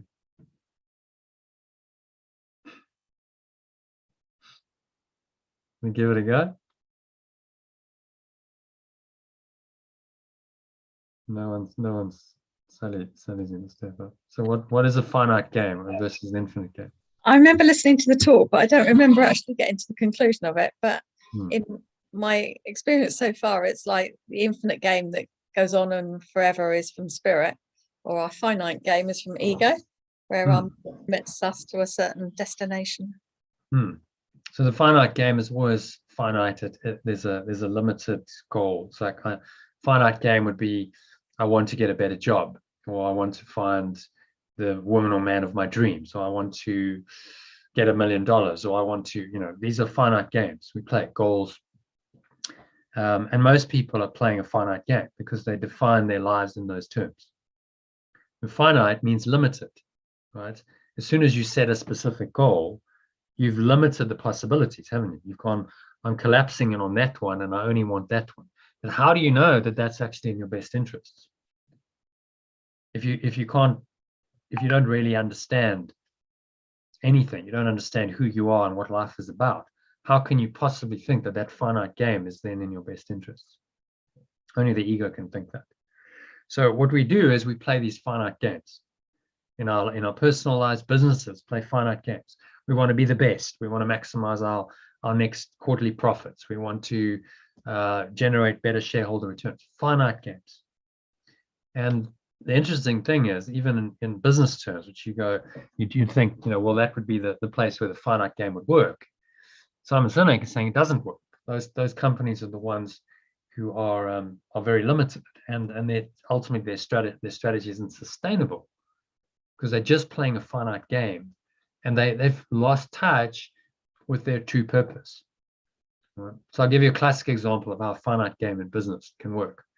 In 1975, a guy who worked for Kodak, who you remember from way back when, they were the camera company, weren't they? They were like the biggest in the world. They had a huge market share. They were dominant players in that industry. So he invented the digital camera, and he went to them and he said, "Look, guys, this is what I've done." And you know what they did? They said, "No, we're going to shelve this because our finite objective is to make sure we maintain our film sales." Finite game, right? Want to maintain film sales. We don't want to hit hotel revenue, so we squash the innovation. And then, of course, 10 years later, everyone else is inventing it. And so they're way behind when they could have been way ahead of the game. And in the end, they went out of business because they played a finite game rather than an infinite game, which would have been, well, why do we exist as a company? We exist as a company in order to bring joy to people through film. That is our mission, right? That's why we exist. Now, if that had been their infinite mindset, they would have gone, oh, well, of course, this could help us serve that purpose because digital photography could make it easier for people to interact and access and take photos and enjoy them. So yes, let's go for it. Even though it's going to hurt our finite film sales, that's okay, because we trust that if we are really fulfilling our purpose, our special function, we will, financial reward will come. And that in time, as film sales decline, the digital camera space will pick up and we'll get sales from there. And instead of the finite game, they could have played an infinite game, in which case Kodak would probably still be in existence today. And that made a massive difference to that company and hundreds of thousands of employees and just a mindset. So that's why this stuff is so important. And then in your life, you go, well, ask yourself, where have you played a finite game and how did that work out for you? I played a finite game for years. I wanted to be the world champion, finite objective, world champion squash player. That was going to make my life worthwhile. I failed dismally, thank goodness, because if I'd achieved my finite objective, I would have believed that that was the way that I should continue to live my life. But failing at it taught me that actually a finite game was never going to make me happy. And so I started playing an infinite game, playing the game of, well, actually, I just want to be happy. I want to truly add value to people, not in a way that you can say, oh, well, I did this or achieved this. It's just like, no, you know that someone is happier and more in tune with themselves because of an interaction you had with them, because of what you've contributed. Now that's an infinite game. It's not something you can measure in finite terms. So that's what we've been called to play the infinite game. The ultimate infinite game is the game of awakening, isn't it? Because it's infinite by definition. You're going to the infinite, eternal self, which has no limits. And so as we play that kind of a game in this world, that's bridging the gap between this world is very limited and finite, and this infinite, eternal reality. And it works. We see people who play infinite games versus finite games are much happier and, ironically, more successful. Although they wouldn't define success in egoic terms. mean, look at Eckhart Tolle, great example. So for 50 years, by the world standards, he was a miserable failure. Didn't really achieve anything. Spent a lot of time sitting on a park bench. Didn't have a job for long periods. But and then he started to teach, and he ran workshops, but he wasn't making a lot of money. And then at 50, he wrote and published The Power of Now, and his career took off. And suddenly everyone's like, oh, suddenly you're all successful. But previously, they'd said he was a failure because they were judging him from a finite perspective. But he was playing an infinite game from the age of 29 when he had his awakening. He wasn't really concerned about the finite things. That happened when it happened for him, like 20 years after his awakening. But he just went on his journey. So, these are the principles which we can see demonstrated in other people's lives quite clearly. And it's just about whether you'll live them and go on your own hero's journey and play your own infinite game. And in that infinite game, you'll find your happiness, fulfillment, peace, and a sense of purpose. Just daily. You're not looking to the future for some grand purpose. It's in your daily life. That purpose is unfolding moment by moment by moment. Case in point, right now, this is my purpose, and I'm speaking and I'm doing it right now, and it's very fulfilling right now. It's no like, oh well, I'd like for it to be here and here and do this and this in future. This is what it is right now. When you kind of get that, you can just relax into it and go, oh, actually life's okay. It's all good. And smile. Smile and breathe. Okay, so any thoughts on that? It's there's quite a lot in that, but I'd really encourage you to contemplate it, meditate on it, and try and apply these insights into your life. Well, we've had quite a energy shift on our end. Mm-hmm. Yeah, so what's happening? I go first. No, well, I was just so triggered by that thought of meditating, and so I've had a lot of anger, a lot of rage come up. Can't hear you, Sally. Would you come closer to the Oh, mic? sorry, It's me. I've just had a lot of anger and rage come up with the thought of meditating. It's still there. I can feel it, but it's yeah. So it'll be interesting when I do the meditation. But yeah, I can either make sense of it or not. I can either just let it go or think, why am I feeling so angry or rageful towards meditating? And this has been ever since from young, when I've was introduced to the meditation. As I said before, I always fell asleep. And I've always struggled with it, but I've got a real pull to do it.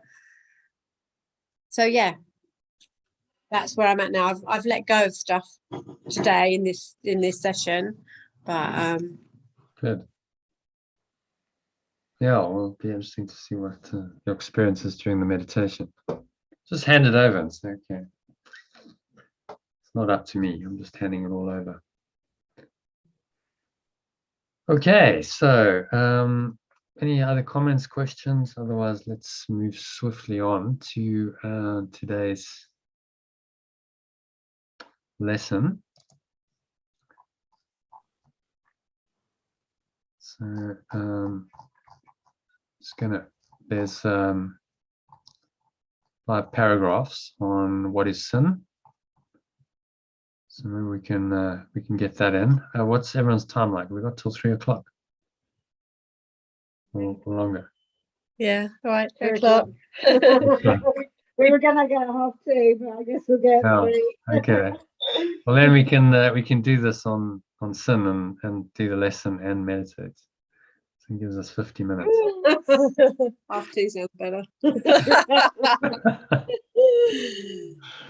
Okay, so paragraph 1 of this insert, which you're supposed to read every day before the lesson. It's just 5 paragraphs to just reinforce this idea of what sin is, which is one of the key concepts in the course and also one of the most misunderstood. So he's going to explain it to us. So who would like to read it? You haven't done it before, have you? Sue will do it because she's not done it yet. Okay. Right. Sin is insanity. It is the means by which the mind is driven mad and seeks to let illusions take the place of truth. And being mad, it sees illusions where truth should be and where it really is. Sin gave the body eyes. For what there is, the sinless could behold. What need do they have of sights, sounds, or touch?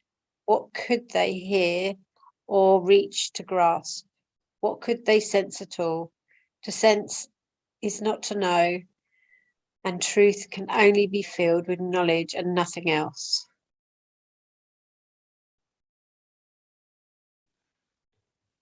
The body is the No, instrument. no, stop there. We'll just do one paragraph at a time. Oh, okay. Yeah. So any thoughts on that? I absolutely dislike the word sin. Hmm.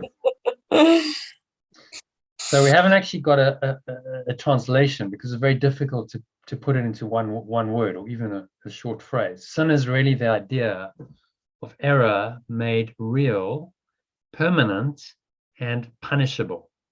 Okay, so error made real, permanent, and punishable. That's how I would explain what sin is, which is quite a mouthful, especially if it's in a sentence. So so this idea of error made real and permanent and punishable gave the body eyes, right? We think we've made an error, to return to this diagram, which I keep coming back to, but it's very, very relevant, especially when we're talking about something like sin. So you have this idea of separation, which we believe in, which gives us a sense of an individual self. And now we have this terrible idea of sin that arises because we think in order to create this false self, this separate self, we must have destroyed God, which is love, perfect oneness. In order to be separate, to have a separate identity, this one awareness, pure formless awareness, cannot exist. You see that? So the ego denies that this is true by definition. And that is the source of the sin and the tremendous guilt we feel for that apparent sin of destroying God. Why do we use the word permanent in there? That feels very harsh. Permanent. Yeah. Because it's the idea that this is permanent. The ego is telling you that your error is permanent and real, and there's no undoing of it. Which is why you're damned. If you believe in sin and guilt, then you believe the permanence of your error of destroying oneness is permanent. You're eternally damned, and there is no return. You cannot go back because this is destroyed. But then, in typical illogical fashion, the ego then says, well, although you've destroyed this is going to come back and it's going to get you. So now you have a vengeful, wrathful God that's going to punish you, even though you destroyed God. Doesn't make any sense, does it? It's total contradiction in terms, but it's illogical, which is what Yeshua is trying to teach us. This whole thought system is completely illogical. And sin makes no sense whatsoever if you understand that you still are this God, love, oneness, pure formless awareness. You still are this and nothing else. So if this is still the truth, then no error was made. There's been no split. There's been no separation. There's no separate identity. So you didn't do anything. So there's no crime. And therefore there's no guilt and there's no punishment. There's no expectation of punishment, no fear, no need to attack anything. You see, it all just collapses. But the fulcrum of the ego's thought system is this idea of sin, which is why it's giving us this teaching. So we understand what it is and how it works, and we can undo it. Okay, does that make sense? Over fashion. Do you understand why sin gave the body eyes? So we could see form. Yeah. And why do we see form? So it feels really real. Yeah. So the separation is made real. We see the form of separation, all these separate forms that seem to be separate, have separate identities. And that makes the idea of separation very real to us. Mm. And so sin gave the body eyes, the idea of separation made real, error made real, permanent, and punishable gave the body eyes so that we could now perceive all the separation outside of us. And our idea of separation was entrenched, and our sinfulness was entrenched. So we look at anything from the ego's perspective, all form will confirm our sin and our guilt. I mean, that doesn't just make you stop and sit up, nothing more. All form, you make any form real, a person, an animal, an inanimate object, you make that real in your perception. You value that, in other words. You give it a meaning and a purpose and a value. You confirm sin is true. You confirm separation. You confirm that the error is actually true. It's permanent. It's undoable, and it condemns you into this really horrible world. You look at what the ego's created, miscreated. It's not a nice place at all. Filled with guilt and fear and sin, attack. Everything is eating everything else.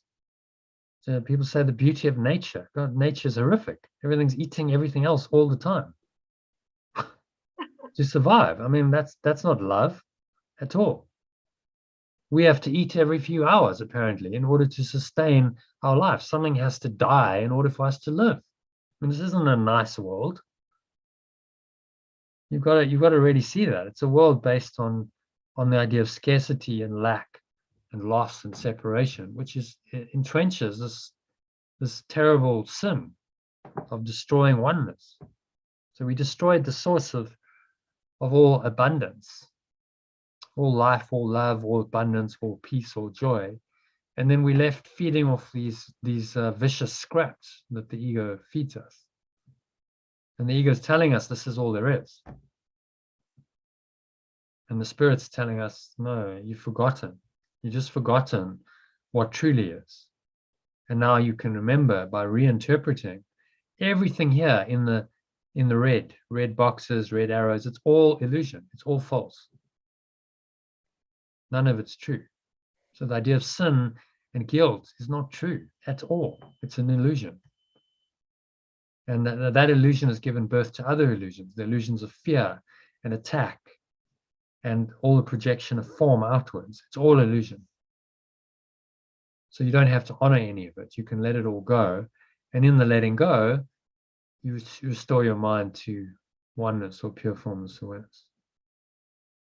Which, if we look at the other take on this, just another way of framing the same thing, we go above the battleground of the timeline of consciousness where all this stuff plays out, and we just restore our minds always to this state, no matter what seems to be happening here, and no matter how tempted we are to indulge in the ego's thought system of guilt and sin and fear and attack, because it's tempting to go there, but you have to discipline your mind. Say, no, I'm not going there. I'm not going to think those thoughts. I'm not going to feel those emotions, because they go nowhere. They lead me into hell, which is the helpless, enervated little life of limitation, lack, loneliness, and suffering before you finally die. That's where they lead me. And if I believe them, then that's where I will put myself, in hell, and there will be no way out, because I will have confirmed so often in my mind that that's the case, and my own belief will keep me imprisoned there if I keep believing this. So then you change your mind and say, no, I'm going to maintain this awareness no matter what, because this awareness is all I want. This is what's really going to help me. Okay. So, Sue, do you want to give a little summary of that? Number one, what's he saying?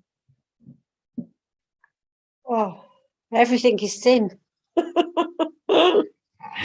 Crikey.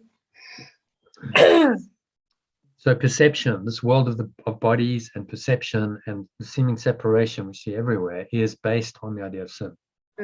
Okay. When you realize that, that's quite shocking, but it's Yeah. also how you free yourself, because then you don't seek in form what is not in form. You're never going to find salvation in form. You're only going to find it in what's formless and what is sinless and guiltless and innocent. So you stop looking to try and fix the world and make it better, and you just let it go and say, I'm never going to make this work, because it's a construct based on sin and guilt, and these ideas are not true. So how can you make what's untrue work? If it's false, it's by definition not going to work, ever. So it's a different approach from a lot of spiritual teachings. You're not trying to make any of this work. You're not trying to make it real. You're not trying to justify it in any way. You're just saying, see it for what it is. Yes, you're saying, see it for what it is. Use my words to help you wake up to the truth of what it is. And then stop valuing it in your mind. Why would you value what is valueless? I can see that. It just all of a sudden really feels really harsh. So, yeah, it's just sort of coming to terms with that, really. Well, that's the nature of the non-dual teaching. You know, it's this or that. You can't have both. So you can't have a little bit of sin and a little bit of love and mix them up and expect that to make any sense. You can't. It's one or the other. So he's asking us to make an exclusive choice. You choose the spirit, and then you must let go of the ego. You cannot have both, because they contradict each other. And if you try and have both, all that happens is you have a split mind. And then you have to dissociate the split, and you have all the lacks of integrity and all the problems that we experience with the split mind. And there's no peace in that. They say if you really want the deep peace of God that passes all understanding, you must choose to let go of the ego and deny the split in your mind entirely. So you must deny everything that the ego has miscreated. The idea of separation, the individuality that it's led to, the ideas of guilt and sin, false expectations of punishment appearing real, concept of a fearful, wrathful, vengeful God, an entire universe of form projected out of the mind, all of the forms that seem to exist within it, including human beings, all the accusation, blame, attack of gods and other humans, and all the separate forms we see here, all of the guilt, the fear, the projection that goes in this world, the sense of being a helpless, enervated little life, limitation, lack, loneliness, suffering, death, all of it must go, because it's all not true. And in that lies your complete freedom. And that only lies outside of this thought system. You're never going to find it within it. Okay, so I've kind of helped you a bit with that summary, but hopefully it sticks. You know, the reason he's giving us, and he's saying do it 10 times with the lesson, is so that it's deeply inculcated into your mind. You're okay, I get it. I'm not going to try and make this work, which is what the ego is always trying to do. Sin and guilt will never work. They need to be let go of entirely, or not at all. Okay, so number 2. Let's ask Karen to read. Karen, if you can read number 2, the body is the instrument.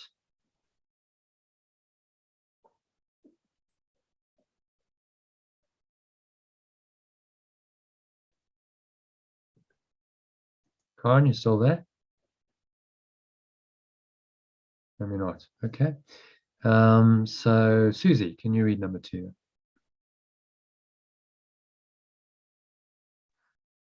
I have to agree that I don't like the word sin either.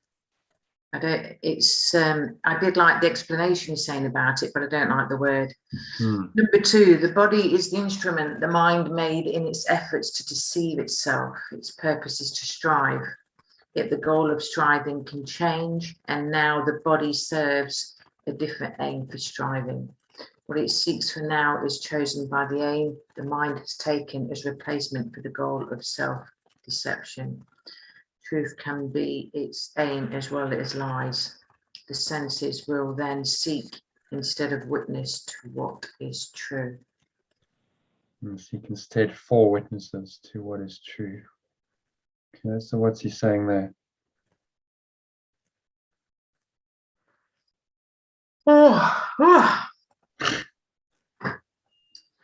Shifting. That's what he's saying. Shifting.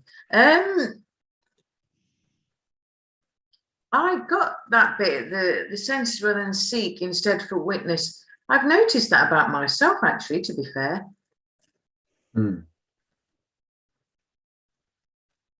Because I do struggle to sit and witness stuff at times, and now I can see. So good, but that body's not real, is it? Don't believe in the body. No, so body is the instrument the mind made its efforts to deceive itself. I mean, these are metaphysical statements of great, profound impact.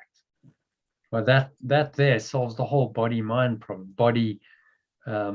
Body-mind problem is the problem that scientists have of trying to explain how the body and the mind work together. And they think, in the scientific materialist worldview, they think that the mind, consciousness, is a product of the brain. And they got it totally backwards, right? Yeah, Jesus is saying to us, that the body is the instrument the mind made. Okay, so the mind made the body and the brain and everything in the body. Its efforts to deceive itself, to convince itself that it is a separate self. It invented a body that then gives form to the idea of separation. And that's the only logical explanation for why we actually have bodies at all. There's no other good reason. It's just a belief in our minds. And this is what Yeshua is trying to teach us. Okay, and then the striving stuff, its purpose is to strive. The goal of striving can change. Now the body serves a different aim for striving. So we can choose something else. Instead of striving for illusions and valuing illusions, we can choose the truth instead. This is what he's saying. It's always within your capacity to choose that. And then your senses will seek for witnesses to what is true. So your mind gets reoriented, and now your perception follows suit. And so you see what you want to see. You perceive what you want to perceive in this world, because perception is a mind function, right? The body's eyes and ears and senses are transmitting information. How you interpret perception, and that is a mental function. That actually has nothing to do with your body's eyes, how you perceive what they see. But we've got confused about this, so he's reminding us. Okay, so you can isolate, you can reinterpret these sense perceptions and give them a different meaning. And therein lies your freedom.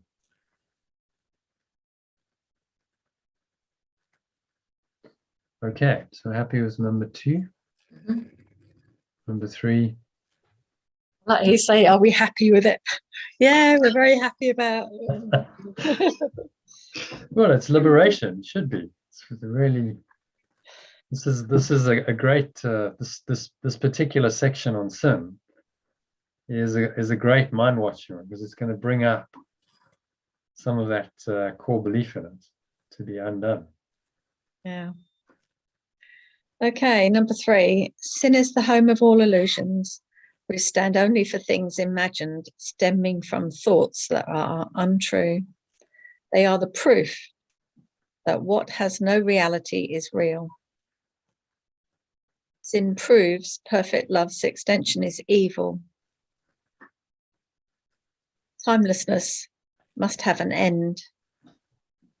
Eternal life must die. And pure formless awareness of perfect love itself has lost the extension it loves, with only corruption to complete itself. It's awareness forever overcome by death, love slain by hate, and peace to be no more. There you go. There's a stick one. Yeah, a stick paragraph. Yeah. This is what sin does. The reason we don't like the word is because it's pointing to what is really horrific, horrible. But it's useful to understand it so that you can let go of it. It's the death of eternal life. It's the confirmation that we really have destroyed perfect love, and that we are guilty and we are eternally damned and condemned to hell.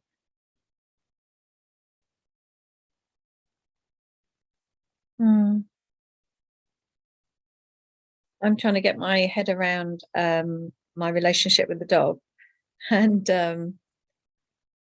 it all comes back to the guilt and the sin of separation, that I feel guilty at some really deep level, and so I'm projecting it onto the dog, and then she's ill, and I can see it so clearly now. There's just one thing after another with her.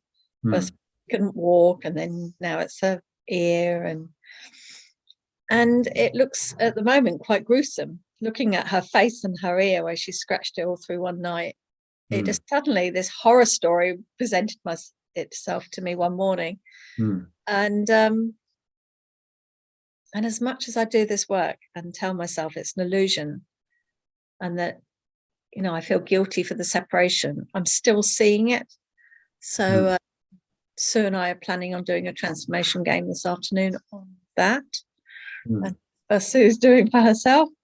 And it feels really right to have done this lesson before we go on to it. Nice.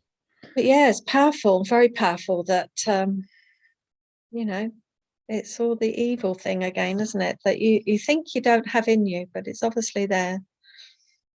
As long as you perceive it as real. So, something like that happens. That the dog's apparent physical problems, illness, distress is symptomatic of the sin. The underlying belief in this is that there's punishment, right? You've denied God, now you must be punished, so you're going to suffer and you're going to die. And so it represents that in your thinking. And now if the dog triggers you and those kinds of thoughts and emotions come up, then you still are not free of the belief yourself. So again, it's another forgiveness opportunity to say, okay, I see it. I'm aware of these thoughts and emotions, which aren't nice, but thank God they're not true. They're still not true. They never will be true. So I can let them go. I can be unmoved by this, unshaken and unshakable. And then your dog is doing you a great service to help you to wake up, which is what it's all about. So your dog will die at some point. Maybe it's sooner rather than later. You don't know. But the whole point was to help you awaken. Maybe that's the whole point in your relationship. Yeah. Wasn't to have a dog who's healthy and happy and lives happily ever after necessarily. No. To do the service for you. To help you in your hero's journey of awakening, and the dog is playing her part perfectly in that. So when you see that, you go, well, it's all perfect in its imperfection. So I don't need it to look perfect on the level of form. Remember the conversation we had on Friday? I don't need it to look perfect on the level of form. No, that was a great help. It's never going to be perfect on the level of form. Things will continue to come here and apparently suffer and die, and that's been going on a very, very long time. So it's never going to be perfect on the level of form, because the world of form was not designed to be perfect. It was designed to be imperfect. It was the ego's world. It's designed to be the covering over of pure formless awareness, to justify the denial of love. So what else can you expect from it but a dream of death and disaster? As he's saying here. This true awareness is overcome by death, love is slain by hate, and peace is no more. This was the ego's dream, and that's what it's tried to entrench here and tried to show us. And yet, none of it's true. He's telling us this and highlighting it. So we go, that's awful and horrific, but it's not true. It's just a pack of lies. Seems to be true, but seeming and truth are not the same. I can certainly feel the growth through it. Every single time that something comes up with it, I can feel the big steps and strides I've made with it. I don't see her suffering. I don't see her in pain. The only thing that's sticking with me at the moment is the ego illusion is that she needs all these what do you call them, medications, treatments, which you have to wrestle with her to do. So I have to hold her down to be able to do it. And that seems really, I was going to say horrific. It feels really wrong. But yeah, just working through that one. Well, Yeah, I can certainly feel the change. You know, it's forced and it's magic and all of those kinds of things. And so you're seeing the falsity of it. And it doesn't sit well with the spiritual truth. But you can always let that go and then just be guided as to what to do. Maybe you don't do anything. Maybe you just abandon all of that stuff.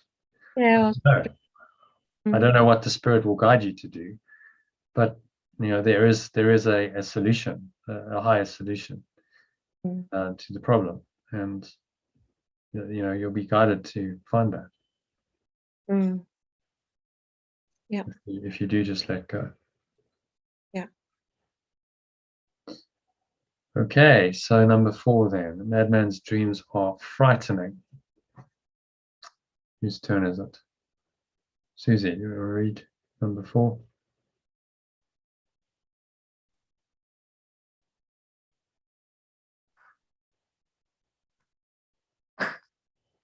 A madman's dreams are frightening, and sin appears indeed to terrify, and yet what sin perceives is just a childish game.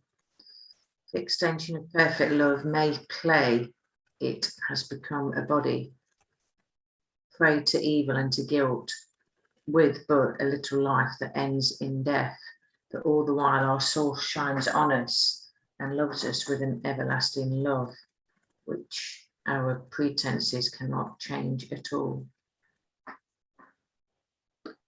Okay, any thoughts on that?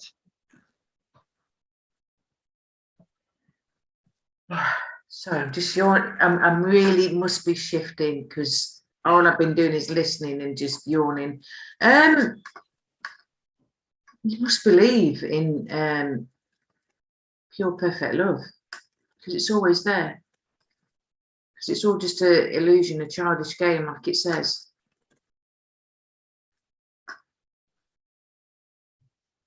It's just a little life. Mm. Only a little life that ends in death. That's the helpless, enervated little life we think we're living.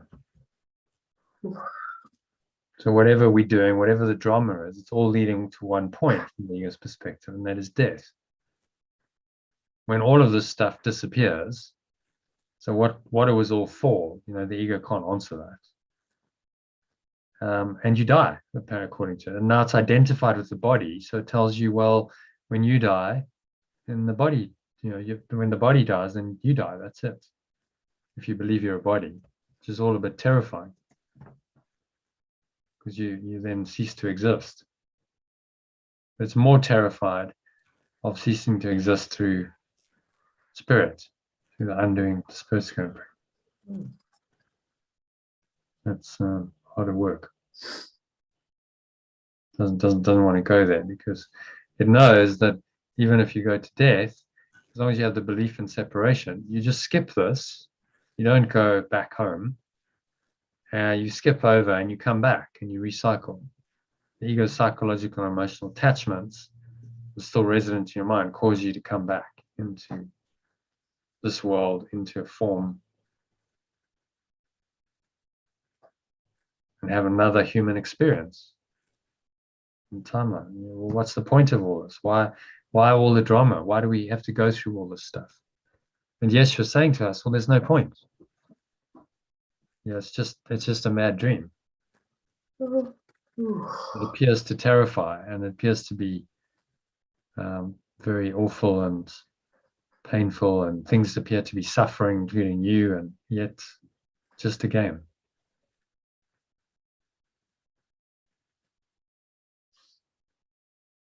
Okay, so any thoughts on number 4? Questions? So all the while that we're dreaming this nightmare, because sin is a nightmare, all the while this everlasting love is there, just shining on us. And when we tap into this, we realize that it's all perfect. It's all designed to help us to let it go. Okay, so moving swiftly on to number 5, and then we'll go into the lesson.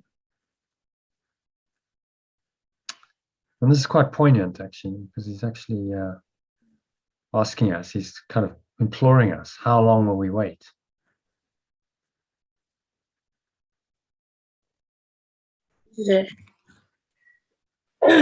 How long, oh, extension of perfect love, will you maintain the game of sin?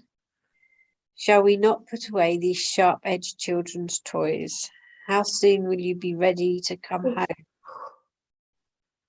Perhaps today there is no sin. Being is unchanged. Would you still hold return to the state of pure formless awareness back? How long, O wholly aware extension of perfect love? How long? Well, how long indeed? How long will you wait? Someone once asked me, well, how long is this going to take? Yes. Process of enlightenment. And my answer was, as long as you wanted to. Yeah. It's up to you. You can take an enormous amount of time. You can procrastinate, and you have procrastinated in this forever, or you can get on with it and say, okay, I'm going to accept this teaching. I'm going to accept that Yeshua is right and I'm wrong about the world, and accept the truth instead of the false identity the ego's invented for you. I like that it's referred to as home, because that's something I feel I've been striving for, to go home. So that kind of makes a lot of sense to me. That's what. Go home in the spiritual sense. Yeah, I'm feeling like I want to go home. Yeah. We all do. Home is where love is and peace, and Yeah. home is free of all pain and suffering and sickness and death. And so there's a call in all of us, because we remember the eternal state in which we still are. There's this memory of that. So yes, you can actually just have that experience. But I think I understand it now, really, what home is, what that's been for. Yeah. Yeah, well done, and well done for showing up. Okay, so any comments, questions on this teaching, this insert on sin? Can anyone summarize? Here's a challenge. Can you summarize it in a minute? No, but I just can make a comment that I just realized that struggle with the dog of trying to hold her down and give her these medications and things is an old illusion about childhood trauma and childhood abuse that let go of. And that feels quite, it's obvious now and relieving. That's very good. So no more sin. Yeah, doesn't exist. Even so the thing with forgiveness is it says it looks on the manifestations of the belief in sin and guilt and fear and attack, and it simply denies them. It says, no, this isn't true. So by denying them of their effects, you actually deny the cause, you deny the belief. And that's tricky, of course, because you're seeing the effects, you're perceiving them, and you go, well, how can they not be real if I'm perceiving them? And the mind gets confused. But it's because you had a false belief, it has now set up the whole construct, giving the body eyes and the whole projection perception mechanism. And all of that is now what you're seeing, and all of that is false because it's based on one false idea. And so when you see this, it's just so, what he's giving us is the way out of all of this. He's saying it's really, really simple. You've just got to cut through all the ego's BS, realize what it is, and let it go completely. You can't let go of sin and guilt somewhat. It's an all or nothing decision. You know, it's real or it's not real. Either love is real, pure formless awareness of perfect love is real, or sin and guilt and fear and attack are real. But they both can't be real because they contradict each other. So you must choose which reality you want to honor. Yeah.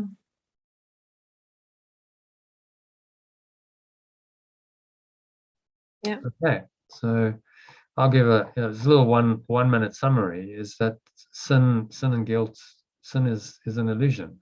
It's false, and everything that you think you've done as a result of that belief that you really destroyed God or love or oneness is false. So all form, all perception in form, you know, everything in form is meaningless because it's all coming from this belief in sin. And now you can reinterpret that and be free just by understanding what it is. So that's the beauty of, you know, these lessons, just simple understanding. And suddenly there's a shift and you go, oh, actually, I don't need to see sin as permanent and real and punishable. I can just see it as a silly, tiny, mad idea that I made up that really has no substance. So I can just let it go. And so changing the idea of sin to error is critical, because an error can be let go of, corrected. Sin cannot. So by definition, it's permanent.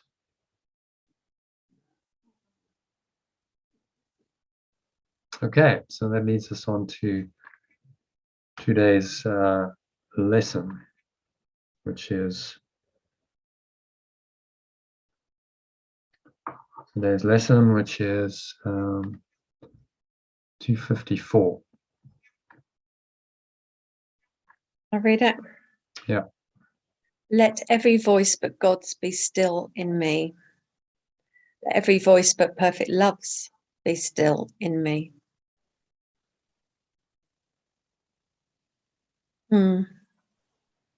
I wrote, I'm guided by love. Interpretation of it. I quite like the every voice. I kept it because he's saying every voice. So there's all these voices in our minds, and those often get symbolized in form. So we've got, you know, here you've got some guy and he's got all these people yelling at him, and sometimes we feel that way, you know, just like constant noise. And but those external voices represent the internal voice of the ego. When you see that, then you start taking back control and saying, well, actually, it's about my perception. People can scream and shout and do whatever, but it's my perception of what's happening that's always the problem. So in this picture, the guy's he's clearly within, he's at peace, and he's just not listening to all the shouting. He's transcended it.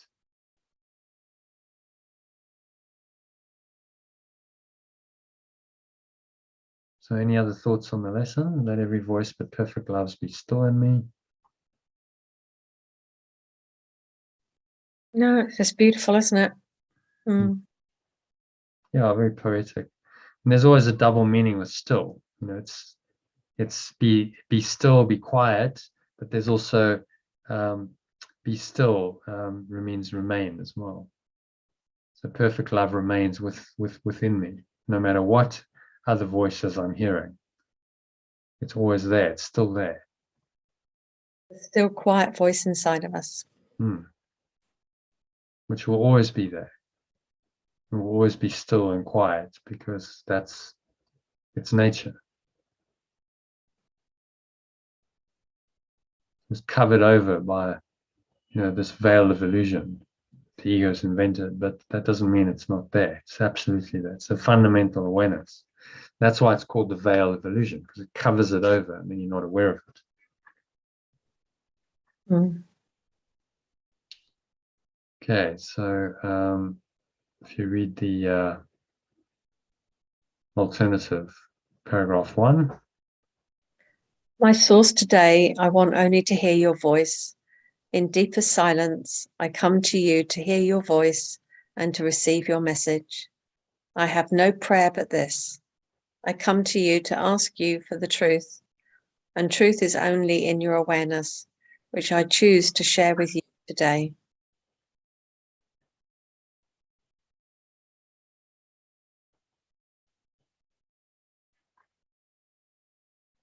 Yeah. It's an interesting message because the thing that's wrong with the dog is her ear. So not hearing. Mm.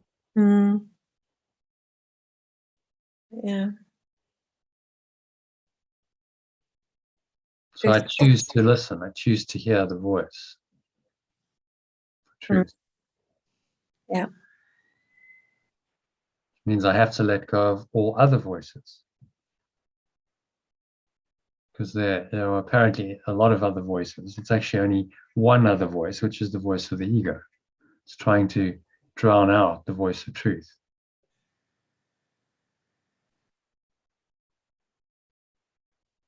Mm. Susie looks tired. Sue's curled up in the corner, going to sleep here. Okay. He goes on the wing. We're nearly done with this. So we'll do number 2 and then we'll do a meditation.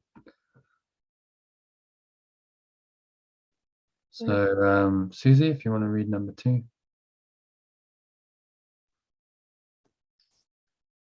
Today, I let no thoughts of separation direct my words or actions. When such thoughts occur, I'm quietly aware of them, and then I let them go. I do not want what they would bring with them, and so I do not choose to keep them. They are silent now, and in the stillness, hallowed by its love, pure formless awareness of perfect love speaks to us and tells us of our will, as I have chosen to remember its presence. Okay. Thoughts on that? It's nice. That's actually good to write out and keep by the bed, I think. Which phrase? This one that I've just read out. What, the whole paragraph? Yeah. Well, if it's meaningful for you and it works, absolutely. So I let no thoughts of separation direct my words, my thoughts, my actions. Feels different when we read them out, because I don't normally respond like this, like really tired and yawning, and so obviously something's happening because I'm really listening and taking it all in. I can tell you're clearer, less scattered, less distracted, reading clearer, reading more clearly. So it's like something's dropped away and there's more clarity. And that's that's what happens when you go to the source of clarity, which is the spirit. It just brings that into your mind. So I do not choose to keep these thoughts. So saying be aware of them and then let them go. And they are silent now. It's funny, this morning when I did the lesson and ego shows up, are you happy? You're not really happy, are you? And I thought, yes, I am. And we're having a conversation. Is that true? Is that really true? And I said, yes. Why is it true? As I know that the true self is always happy. I know that within me, that's my inner core. And that's what keeps me moving forward. and to remember this love always. So I think what's said there is true, that we remember it moment by moment, don't we?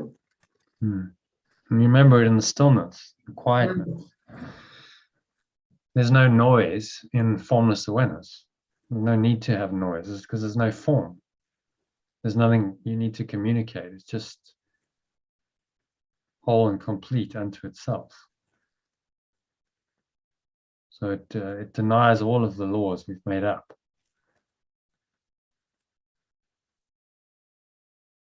Frees us completely.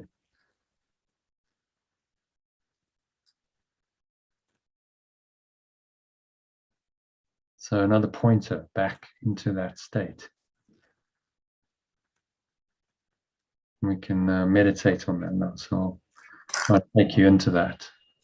So we got 15 minutes. Is that okay? You do that?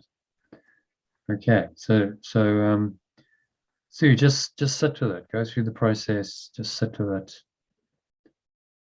And whatever comes up, just observe it. So one of the helpful ways of doing that is just to observe your breath.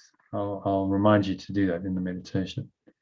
Just watch the breath flowing into the nostrils and out of the nostrils. And your mind's going crazy and you want to, get up and run away or fidget or do whatever. Just focus on that subtle flow of the air into the nostrils and out of the nostrils. And that'll help you to kind of hold it together and just stay present. Okay. All right. So just making yourself comfortable. So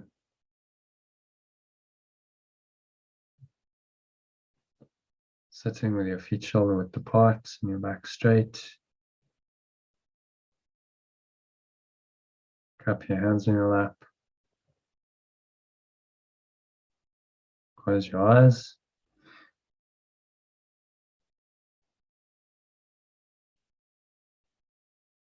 Take a nice deep breath in again to the lower stomach, to the heart center, drawing the energy up the spine.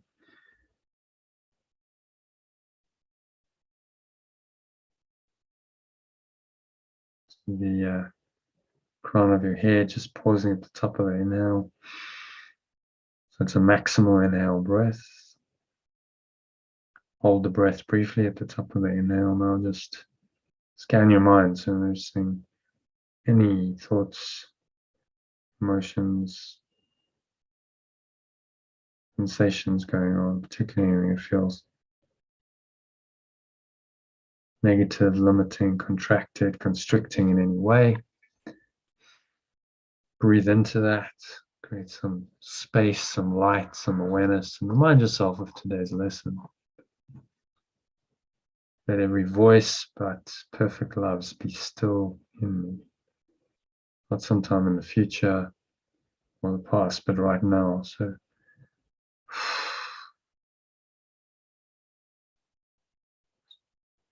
exhale and blow it all out.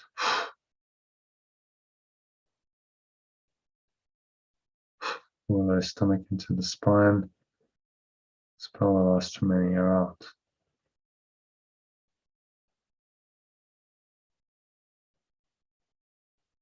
Just rest in this deep peace and stillness.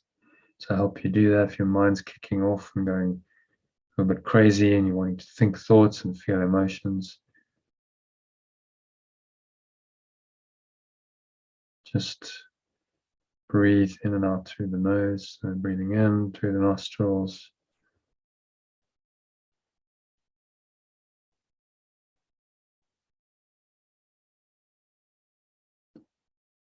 And then just sink into deep stillness beyond the breath.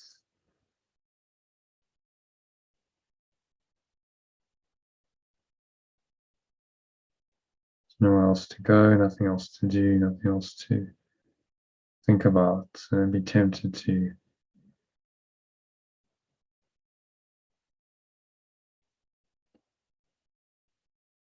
being very still. Observe the breath flowing into your nostrils and out of your nostrils. And just a touch of the breath, the tip of your nose, the area just below your nose, between your nose and your upper lip.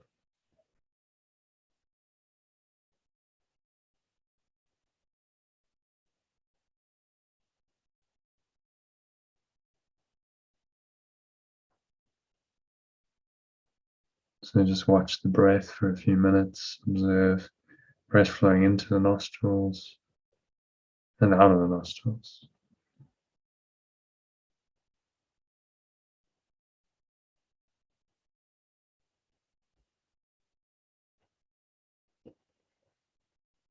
Sinking inwards, each breath going a little bit deeper, deeper and deeper.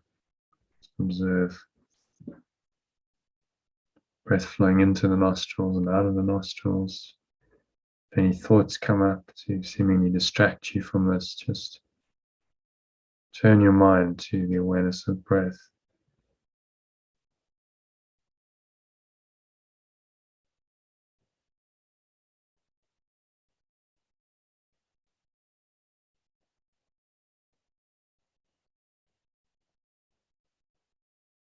So whatever the thoughts and emotions are, just come back to observing the breath. Notice how the breath flows in to the nostrils and the breath flows out.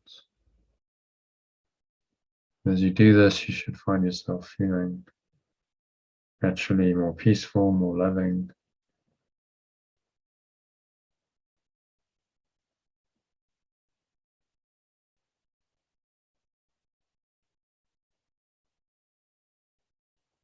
Sinking inwards, deeper and deeper with each breath.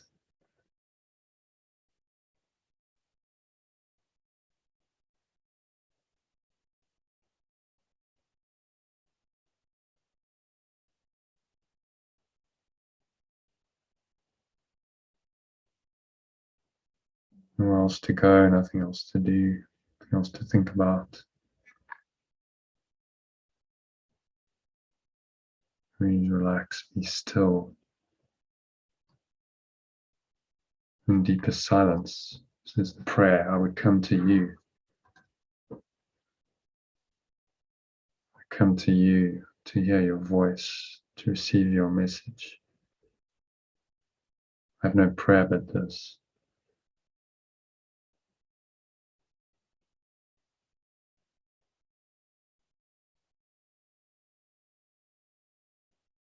I come to you to ask for the truth. Truth is only in your awareness.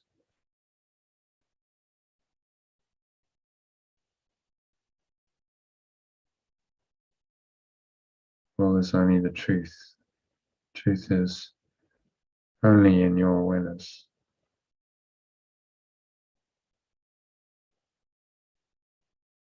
Truth is only your awareness.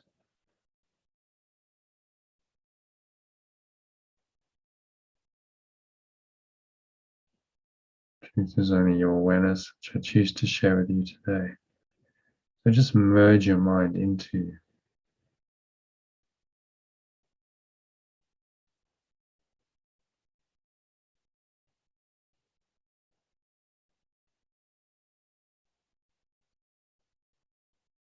the merging of your mind with this deeper source. And whatever's arising, any discomfort, thoughts and emotions, just observe them and without attachment, let them go. So exhale and just imagine they're like clouds just leaving you, blowing them away with the breeze of your breath. The nothingness they really are.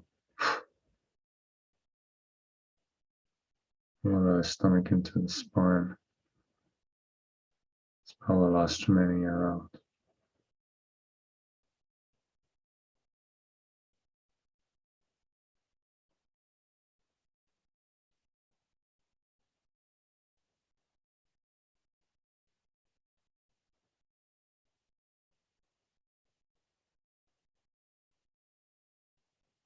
So, hey, my source.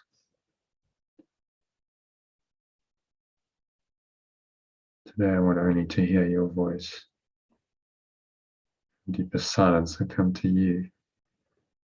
to hear your voice and to receive your message. I have no prayer but this. Come to you to ask for the truth.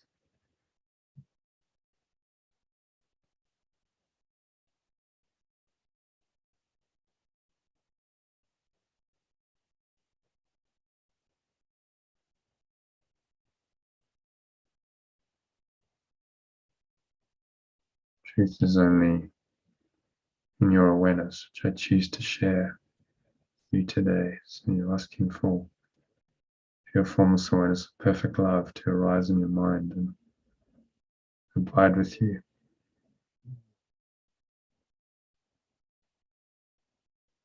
Any ego thoughts come in, thoughts of separation. Just look at them and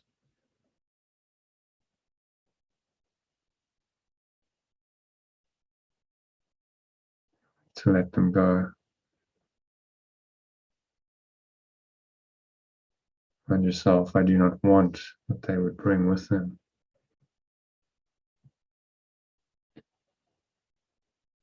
So I do not choose to keep them.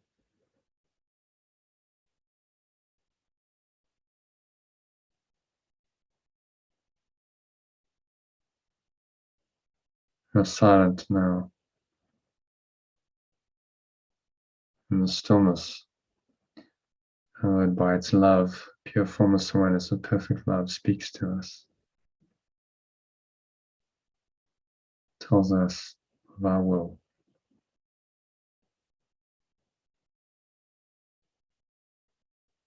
As we have all chosen to remember its presence.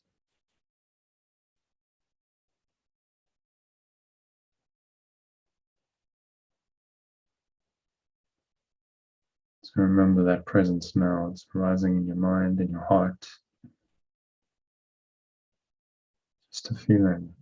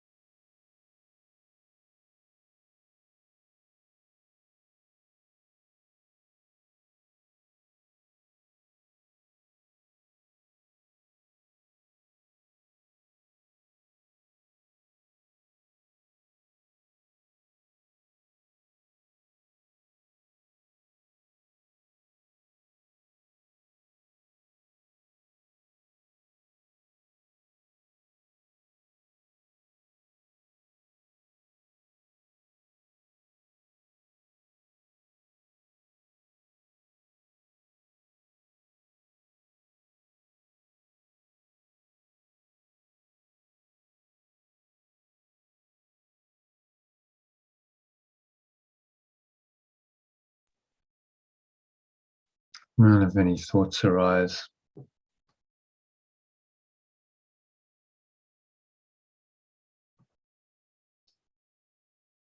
seem to distract you, disturb your peace in any way, shape, or form. Just going to let them go.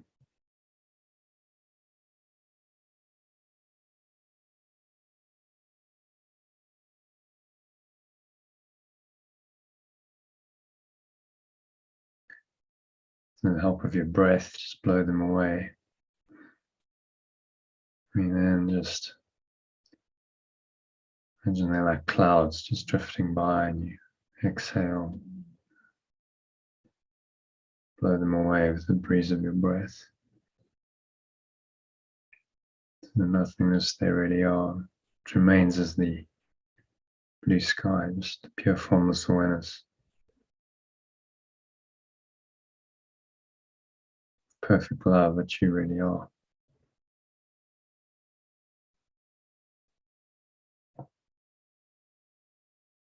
And then sink inwards to the truth.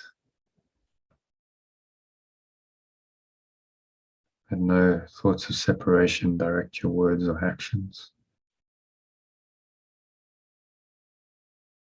Just let them go and remind yourself you do not want them and what they will bring with them. Sin and guilt and fear and pain, suffering and sickness and death. So you do not choose to keep them. So they are silent now. And the stillness, hallowed by its love, pure formless awareness of perfect love, speaks to us, tells us of our will.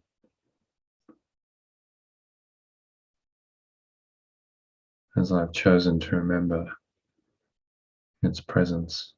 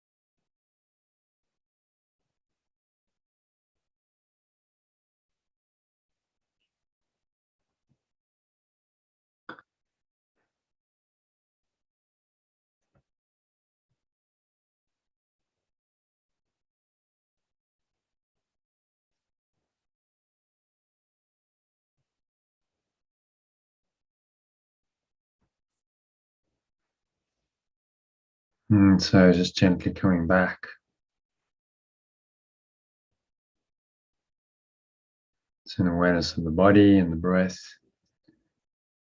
and the senses and the world. And on the count of 3, you're going to open your eyes. So 1, just breathing in. And noticing how the stomach rises and the chest rises.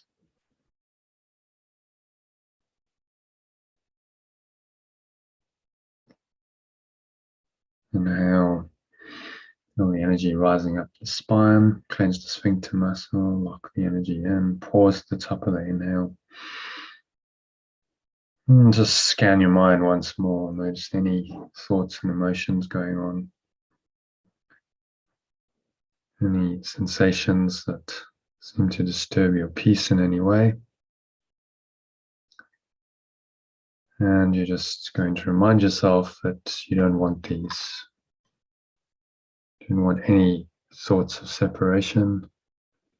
Choose only perfect oneness. You choose to merge your awareness with the source of its awareness, your awareness. Not sometime in the future or the past, but right now. So, as you exhale, let go, and your remaining attachment to any of what you're thinking and feeling.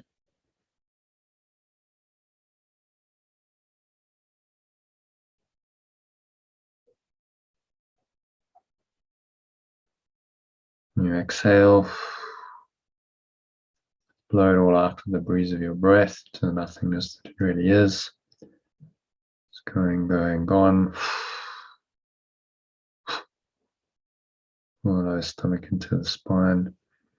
Expel the last remaining air out.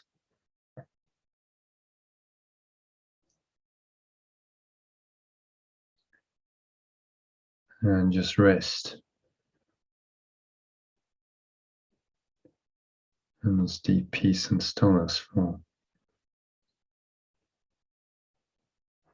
few moments.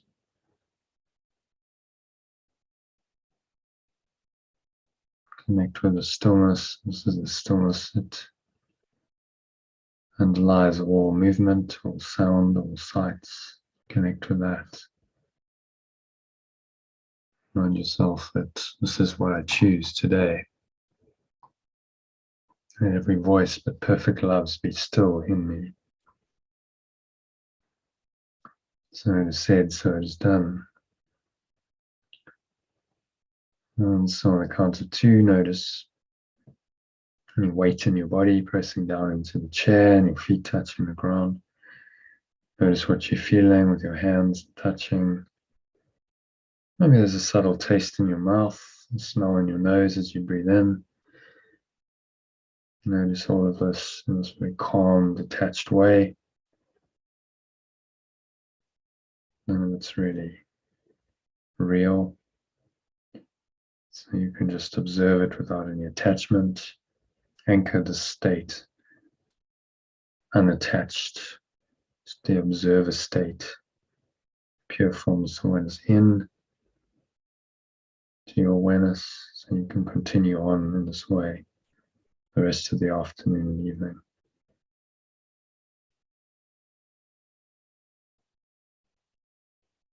And now on the count of 3, you're going to open your eyes. Just take a minute to look around, observing the various objects in the room around you in a very casual, detached way. So don't have to name or judge or interpret or label any of it. You just observe it and move on to something else. Notice that your perception is actually the same. It's the same awareness that underlies all forms. It doesn't matter what you're looking at. It's exactly the same. So you're training your mind to know that there's really only one awareness. One pure formless awareness, perfect love, and that's your awareness. So you can stay rooted in this awareness. By your choice, remind yourself to help you choose of today's lesson. Say, let every voice but perfect loves be still in me. If ever any other voice comes in, know that in doing this, you're listening to guidance. So this is how you fulfill your purpose and your function. Simply listen, tap in, and it will show you. And it's said, and so it's done. So to practice today's lesson, just listen to the breath break I've sent you, 3 minutes, or you can follow the instructions I've sent you to do it in under a minute, or just remind yourself for a few seconds of the lesson. If you can't do anything else, try and do that as often as you can remember to. Yeshua recommends every hour to keep you in the flow of life, and reminding you constantly that only this voice in you is true and real, letting go of everything else. So I hope today's session has helped you to do that, helped to connect more with yourself and find your special function or higher purpose or just cause in this world. And if it hasn't fully manifested, revealed itself to you, then know that it will in time if you continue on with this process. And that brings us to the end of the session, meditation. So thank you, everyone. Sticking is longer than normal, so thanks for persevering, and I hope that was helpful. How was that, Sue? I'm curious. Well, slept all the way through. No, I didn't sleep all the way through it. No? I feel like I slept, but I did get experience a beautiful feeling of love. So that was really lovely. And I noticed I was holding it and I was holding that lovely feeling. Hmm. Then thoughts came in. And then I think I was back to sleeping again. Hmm. Okay. So you Oh, didn't that's get good, did it? you didn't get too much resistance coming up. No, no. Okay. Yeah, well, that's good. So you can do it. It's got to. However, I have now feel like I've got a headache. Oh, so stuff to do. Well, you're clearing, so it can happen. Yeah. So yeah, well done. That was 22 minutes. So you sat through that. So Yeah. you can do it.